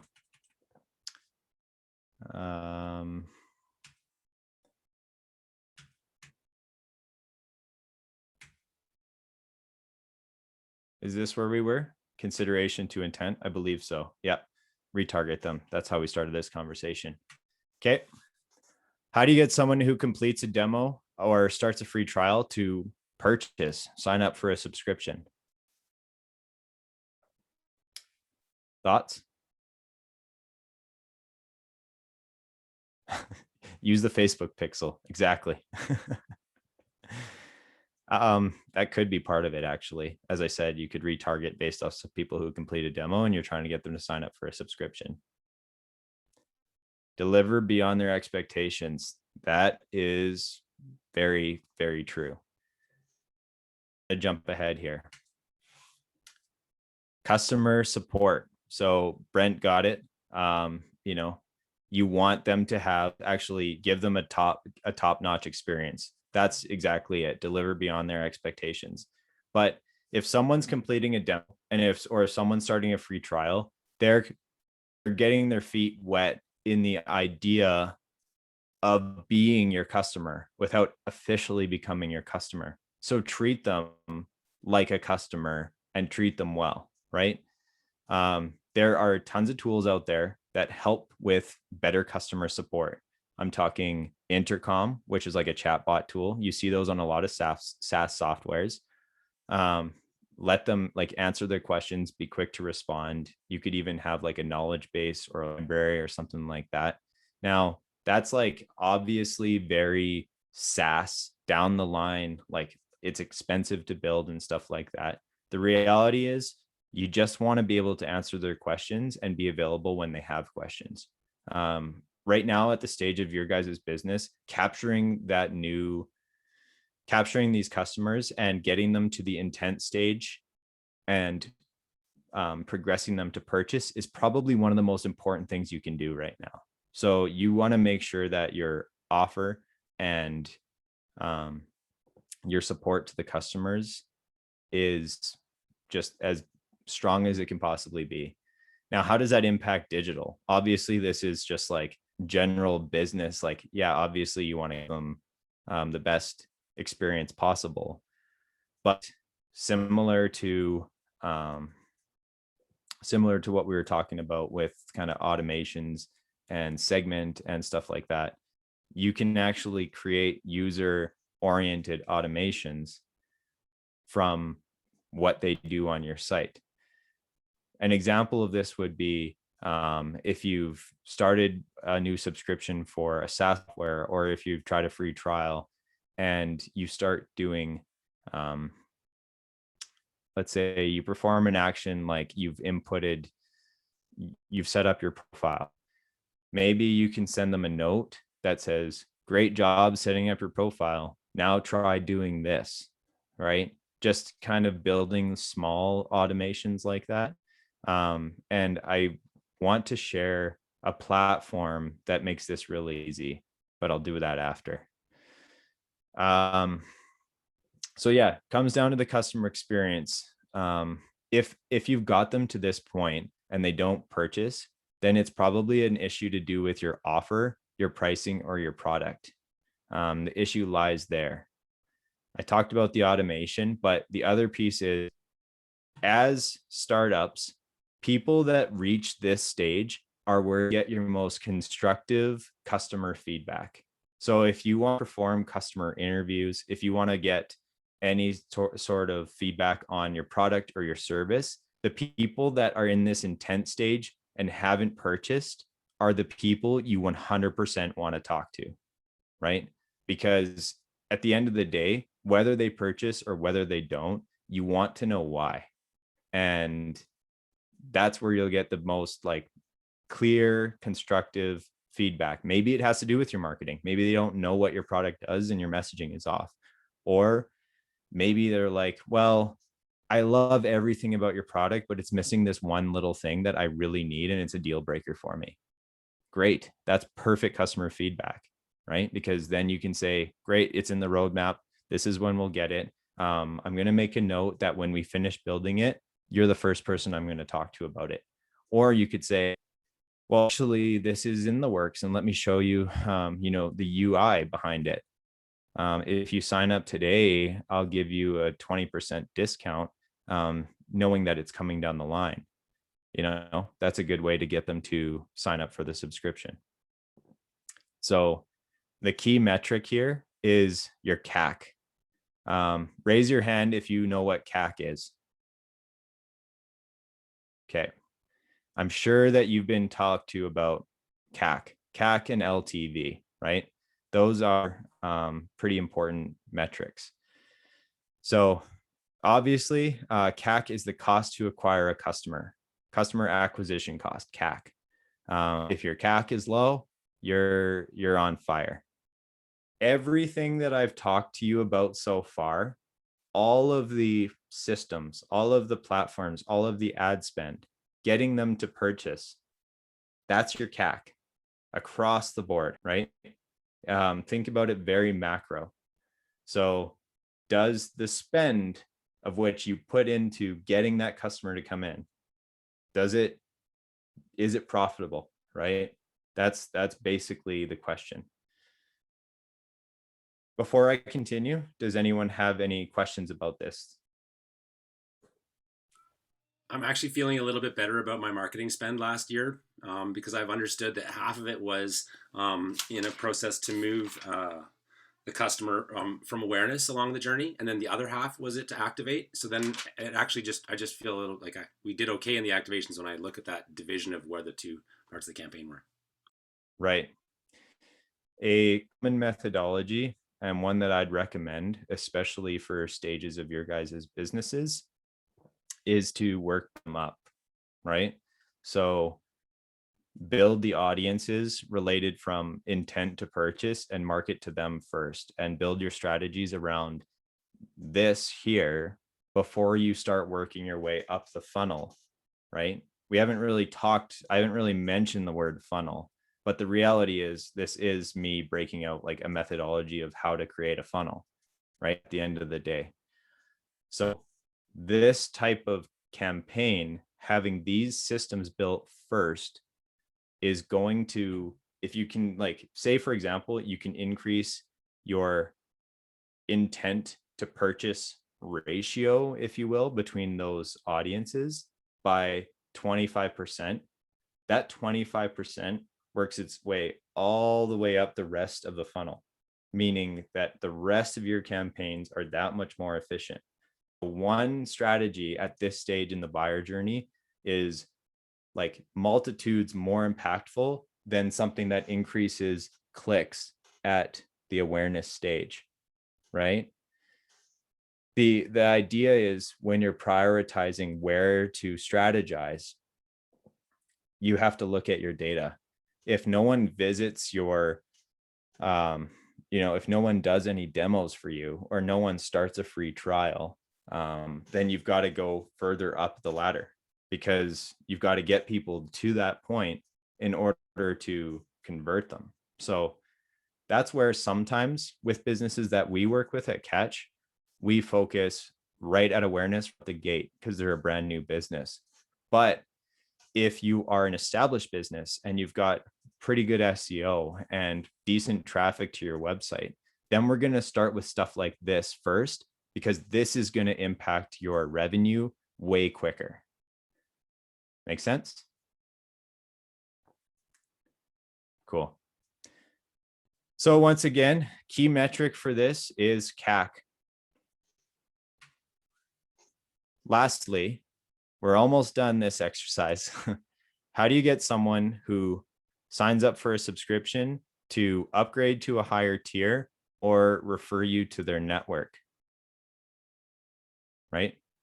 This is post customer. They're already a customer. How do you get more from them? Anybody have any ideas? A follow-up email or something? Follow-up email, yep, for sure. With mine, Offer you can referral. only do so much and then they have to upgrade. You can only do so much. So you're saying that your intro tier is limited and they must upgrade. Yeah. Yeah, that's a good way to go. Because what that does is it reduces barriers for them to become a customer, understand the value, they pay, which is better than the free trial. And based on their user actions, you're getting more revenue out of them. That's an excellent strategy.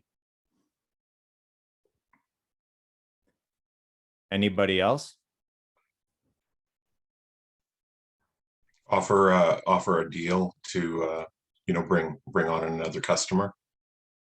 Yep. Referral commission, referral code, referral discount. That's a big piece of it. I saw Brent there wrote referral discount as well. That is correct. Anybody else? Okay. Show them the value of the upgrade. Yep, for sure. So before I continue on this one, we're going dark mode and I'm going to stop for a sec. So remember CAC, we talked about CAC, the cost to acquire a customer. Well, its best friend is LTV, right? So we're going to talk about the CAC to LTV ratio. Is anyone not familiar with CAC to LTV? If you are familiar, raise your hand. Awesome. Okay, I won't dive too deep into what it is then, because it's clear you know. So if CAC is greater than your LTV, you got a profitable customer. You want to decrease your CAC as much as possible. You want to increase your lifetime value of your customer also as much as possible. To decrease CAC, create a network effect, meaning if your existing cost per acquisition, your cost to acquire a customer is $50, right? So I talked about how working your way up to the entire digital marketing system, you have like how much money you spent, and then you divide it by your number of customers, right? That's your CAC. That's how much it costs to acquire a customer. If that number is $50, for example, you have like the easiest way to decrease your CAC is offer $40 to everyone who refers a new customer. That's a win-win because you're paying less than acquiring a customer through your other systems. They get something out of it, right? So you get a customer on that side. And what you've done is you've built a referral system and network effect, meaning if they refer someone and they're getting something out of referring someone, then the next person they refer will get that same offer. This is not a new strategy. Skip the Dishes does this. Wealth Simple does this. Like major tech players, everyone does this because and that number in which they give as a reward is simply just associated with it's a little bit less than their CAC. That's it. If you want to know what an average CAC, what the average CAC is of these major companies, straight up look at what they're offering as a referral, and you'll know, like, it's somewhere 10%, 20% above what they're offering, because they're going to make it as close to that as possible, because they want to entice you as much as possible. Now, there's deeper data to that than what I'm explaining.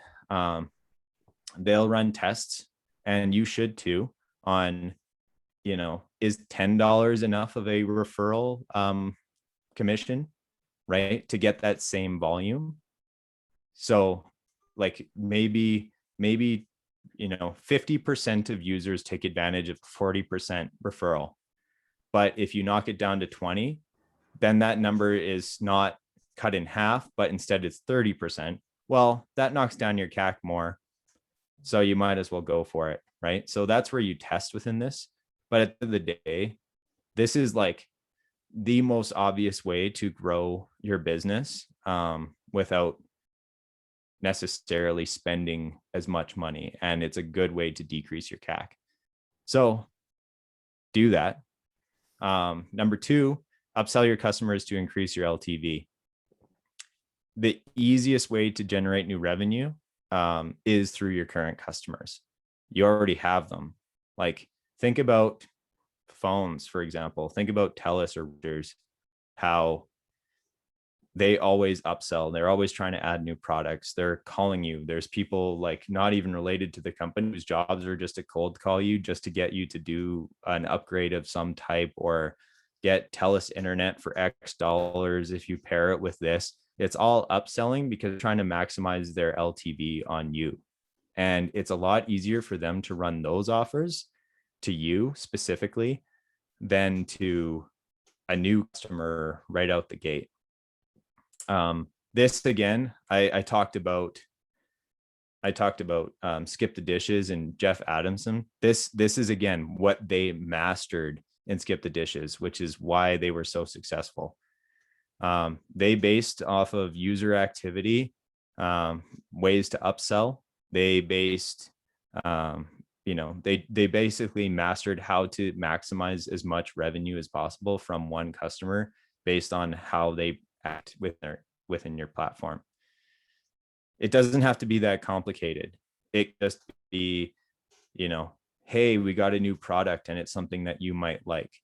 An e-commerce store, usually they do something like, hey, you bought a shirt in the past, well, here's our new spring collection, right? Like, that's a way to maximize LTV. So yeah, basically you can create. Go. Sorry, 1 second, Brad. I just want to jump in here. This was scheduled till 11, but everybody seems really engaged. And Brad, if you have more content to go through, go ahead. And if you need to jump off cohort, you can go ahead. But if you guys want to stay on and keep listening, I'm sure that's okay with Brad as well, because he's still going. Yeah.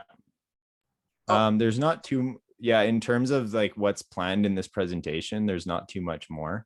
What I will run through is a workshop little piece that basically equips you guys to do this exercise, and I'll let you take that offline and run with it yourself as a resource instead of it being an activity. So in terms of like the natural stopping point, if you hold on for another like 2 or 3 more minutes, we'll be done the presentation. We just hadn't had an opportunity to run through like some of the other questions that you guys had. But, in that case, I'm available and you can reach out to me specifically. And if you have questions, like, I'm more than happy to support you guys. So, yeah. So back to CAC to LTV. Also, I'm not offended if you have to go. Like, if you're signing off because you got to go, that's all good. So don't worry about me. The CAC to LTV ratio is the #1 metric you should look at to assess the performance of your marketing. This ratio is relative to your cost per acquisition, your return on ad spend, your cost per conversion, and a few others, right? It's also the number one metric that investors look at when they are assessing marketing performance for a startup. So yeah, no problem, Laura. Thanks. So yeah, I wanted to take that tangent because this was important. So lastly, how do you get someone who signs up for a subscription, upgrades to a higher tier, or refer you to their network? So back to this question. There's a number of ways. Get NPS or customer satisfaction score. Basically anything that can quantify that they're happy. Step one. Step two, provide personalized offers to people who are happy. A happy customer is most likely to increase their service with you, purchase more with you, upgrade their tier, stuff like that, right? Usually. There are exceptions. A customer might be unhappy because they're not getting what they need because they need to upgrade. So you need to sell them on that. Yeah, thanks, Andrew. Provide personalized offers. So based on their customer satisfaction, where they're at, what they use, if you can somehow quantify how they use your platform, your service, your product, you can do a follow-up or a personalized offer. This is actually, I don't want to get too deep into this. There is a massive emerging market within marketing related to building AI for personalized offers. This is huge in e-commerce. This is making its way into real estate. It's making its way into food and beverage, based on stuff that you purchase, product recommendations or service recommendations. Third is to develop a referral strategy. So there's a ton of platforms out there to develop a referral strategy. Referral Sasquatch is the most common one for SaaS platforms, but there's tons for a number of different industries. But at the end of the day, it's about giving someone a referral link or a referral ID, and then quantifying people who signed up through them. And then you can attach a dollar figure to that. This is also the basis of affiliate marketing, which is something we haven't even talked about, but that's kind of often how influencers get paid and stuff like that, right? They're affiliates of a software platform or a product or something like that. They have a specific link, that's their affiliate link, and then the revenue gets attributed to them and they get paid for it. They get paid commissions. So my tips: start with gathering some data that indicates they're happy, whether that's from usage of the platform or customer satisfaction, NPS, if you guys know what that is, Net Promoter Score. Google it if you don't. Segment customers by highly engaged or happy to others that are not highly engaged. Yeah, no problem. Of those who are happy or highly engaged, provide incentives for them to share and refer, as well as upgrade to a higher tier. Those are two ways that you can use your existing customer base to make more money, basically. At the end of the day, you guys are smart. Use your data. So the key metric, it's your CAC to LTV, right? Low CAC, high LTV equals wickedly profitable business. So we want to really look at that and maximize LTV and decrease CAC. So I'm not going to do this as an activity. We're running low on time. And I appreciate your guys' time very much. But what I can do is I'll send this link off.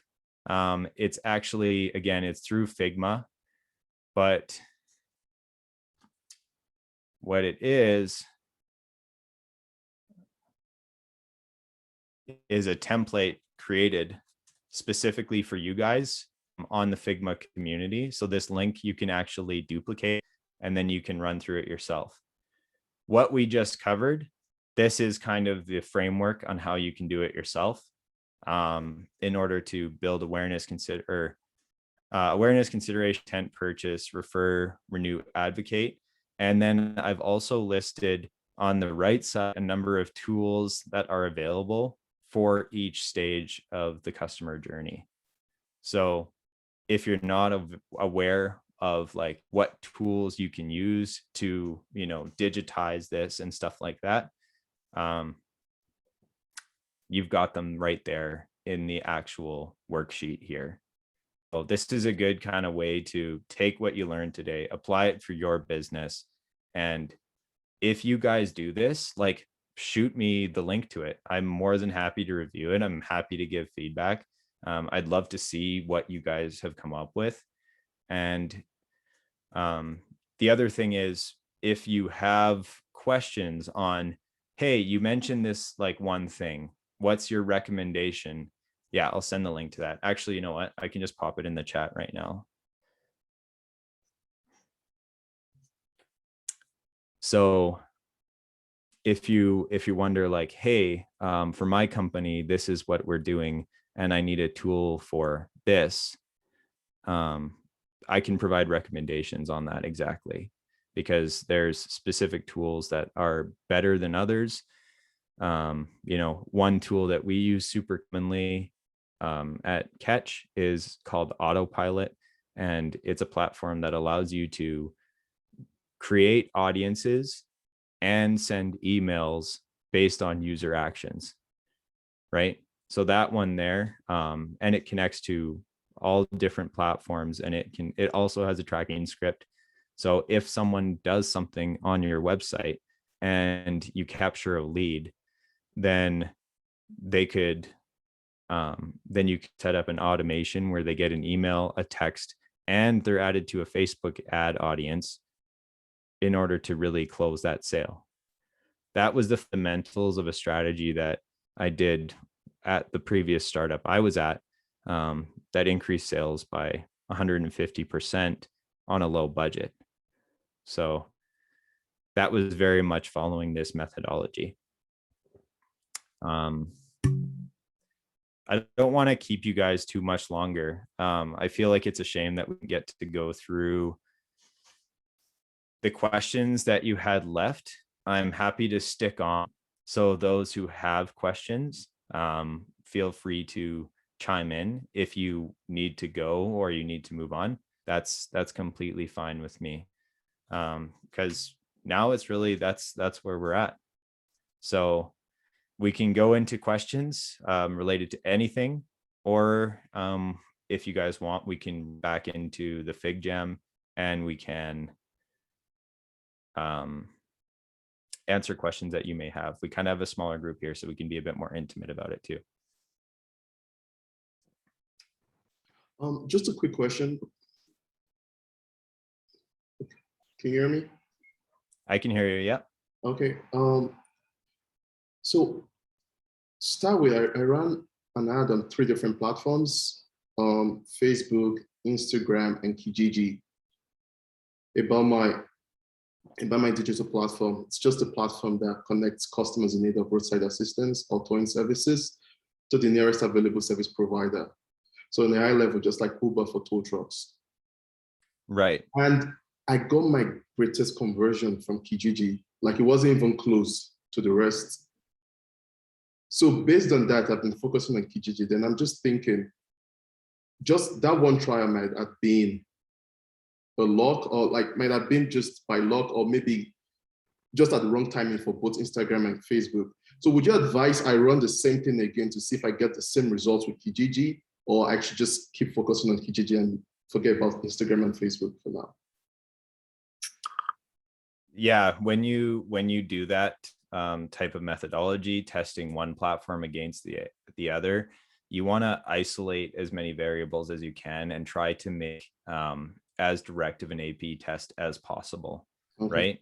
Unfortunately, the reality is between running Kijiji ads and Facebook ads is the setup and the way the content is served and everything else is so drastically different, right? Yeah. You also have to think about the intent of why people are looking on Kijiji versus, the ad on Facebook.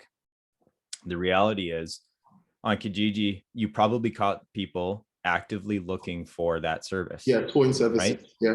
Yeah. Therefore, the intent is super, super high. You basically, those are audiences instantly entering the consideration phase, where in Instagram or Facebook, those ads, you're driving awareness, right?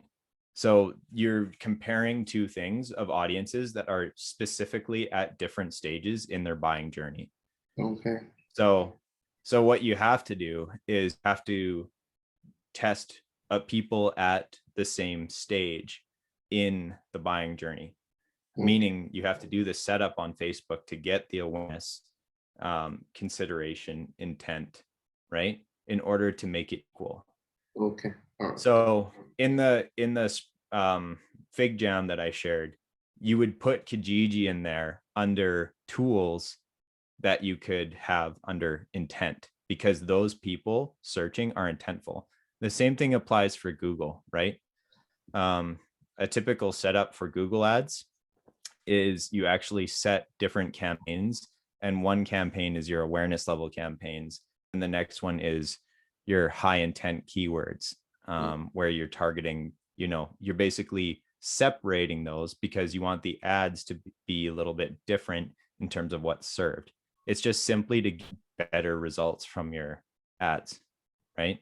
So when you're comparing those across the board, always consider where someone is at and how much intent they have to purchase at that point. Yeah. So it's obvious to me that's why Kijiji would have outperformed Facebook, simply because, yeah, they are more intentful. Okay. Yeah.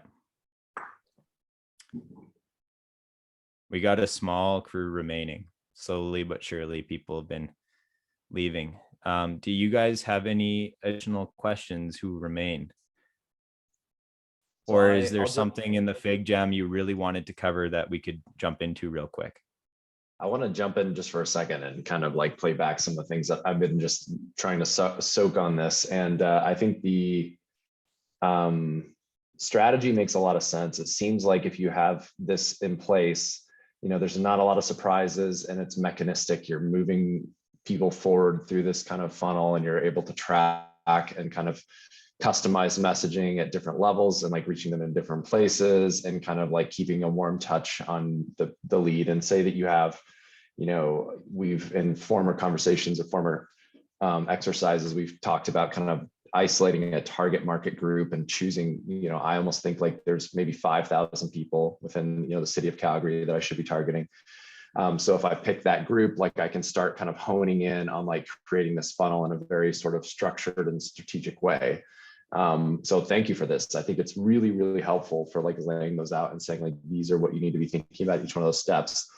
We are a SaaS company and we're mostly doing just personal sales right now and not doing anything in search engine optimization or advertising or marketing at all. So this is like very like getting a glimpse at the very scary future and quite overwhelming in a certain sense, in a good way. But like, I guess I'm wondering, like, do you have in mind, what are the like, I think I'm really inspired now just to start adding the tagging systems into our tool so that we can start getting at least some data there. Do you have any kind of like first 1, 2, 3 steps to like get moving into this for a company that's in our case? I mean, we are an enterprise SaaS business. Yeah. So number one is identifying your digital marketing stack. So that's researching and identifying the key technologies you need that best suit your business. Now, I have my favorites, so I'm going to give you some recommendations here. I mentioned Segment before. That one is really good based on user actions for enterprise SaaS. It's kind of like the perfect fit there. That based on like how people use your platform, where they're at, This can also tie into website actions. You can do actionable automations. And so those actionable automations could be, if someone does X, add them to audience on Facebook, right? If someone does Y, send them an email, right? If someone does Z, text them, things like that. And you could progress them further down the buyer journey.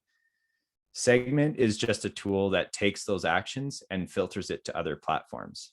So what you've done is you've got data source. You don't have the platform that actually serves the emails, the text messages, the stuff like that. So my recommendation there is a platform that we use pretty commonly called Autopilot. Autopilot's probably my favorite tool for this kind of thing, because of its simplicity, but its effectiveness. So we've got a number of different clients on here. Because this is being recorded and there's like some very specific client data within this, I don't think it's right for me to open this up and actually tell you, like show you verbatim what it looks like. But what I can say is within Autopilot, you can integrate like Facebook, you can integrate segment, you can integrate all these different things. And then you can create what Autopilot also calls segments, but it's basically like you can separate contacts based on their user activity, what they've done, stuff like that, from all these different sources. Those sources could include filling out a form on a Facebook lead ad, or filling out something on your website, or talking to you on a chatbot, or visiting a specific page, right? So it's like you can build audiences of people who specifically did that, and then you can connect them to automation. I'll open up Catch Digital's because that's ours, just to go kind of show you what it looks like. I haven't, as a marketing agency, we don't do nearly enough for our own marketing as we do for our clients. So you're not going to see it as mature. But what you can see is like the activity of like people coming to our website, and then you could build a journey, and it's a pretty nice like visual builder. So this is kind of step B. Like if you're developing your stack, if you're using something like Autopilot, there's a few competitors. I would search all of them and find the best fit for your business. This is the one we like to use. You have triggers here. So, you could have a trigger of from submitted, right? Or you could do, you could connect via API, and you could do like an API trigger. That's what I've set up in the past. Or you could do segment event, which is like that other tool that I was talking about that's giving you the data. So say the segment event was user registration, something like that, right? Then you could actually do, this is like kind of a very minor type of experience. The segment event is like free trial initiated, something like that. Then you could send an email, and it's really just like a visual kind of builder of these flows, right? You could send an email, and where are we here? Facebook, add to audience on Facebook. So if this event was specifically free trial, then you could send them an email welcoming them to the free trial while adding them to a custom audience on Facebook. And then you could do like a delay, add delay. And then you could send a text message, send SMS. It's connected to Twilio here, right? So, and then you could do based on the action that they do with the email. So just if it's just sent, add a delay, you could make that delay 1 day, sure. And then you could send them a text message following up on how things are going or something like that. And then you can do, if they respond this, then you could like create another automation. You could build this very, very deep, right? It could go on forever, really. Right. But this is I didn't know anything like this right? existed. Yeah, it's pretty nuts. And this is kind of like, you can build very specific actions based on the user activity mapped to the buyer journey.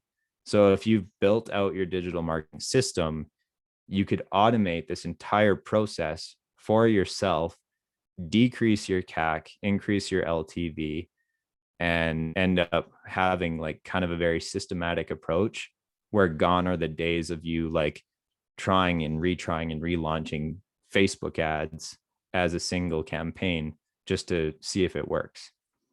Stuff like this is the reason that digital marketing actually succeeds, where if you're just running Facebook ads, which people think that's what digital marketing is, they end up, you know, having a sour taste in their mouth. So. So I asked you, like, what are the three things? You said the first was you'd put together the marketing stack. Did you have the other two in mind, or did we kind of cover those? Yeah, sorry, I kind of got sidetracked with Autopilot here. One is put together the digital marketing stack. Well, I guess if I were to take a step back, number one would be, you know, following that 5-step process that I outlined in this, right? Number two, following that would be set up your digital marketing stack. So having all of those, identifying the technologies you need to execute. And my biggest tip there is always look at the integrations, right? Look at what integrates with what, so that when you're setting up your digital marketing stack, data flows freely and easily from one platform to the next. That's super key. Number three is prioritize. So within that customer journey, and you've set up your stack, identify which stages in the buyer journey are most impactful to your business and how it's going to make you money. An example of this is, if you don't have any traffic to your website right now, you have no choice but to do awareness first. But if you've already got like decent SEO or something like that, you could focus more on intent to purchase kind of levels of strategies, right? And that's where you want to prioritize, because you would, in a perfect world, you can work bottom of funnel up, because that's going to be more beneficial for your revenue than if you worked top of funnel down, because you'll launch a campaign awareness and you got to do this in stages because it's a lot of work, right? So if you start with awareness and then you've got no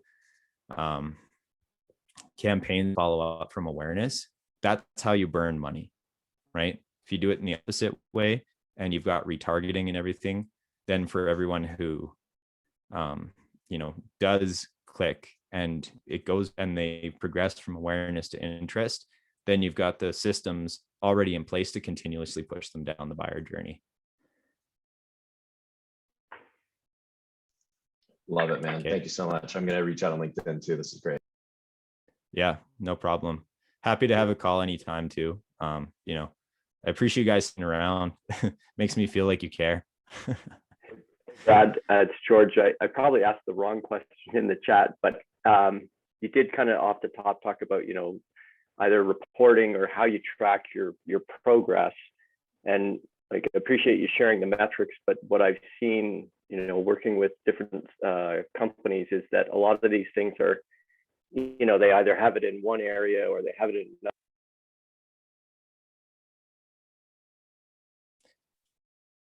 George, I think you just cut out at the end there, but I think I got your question.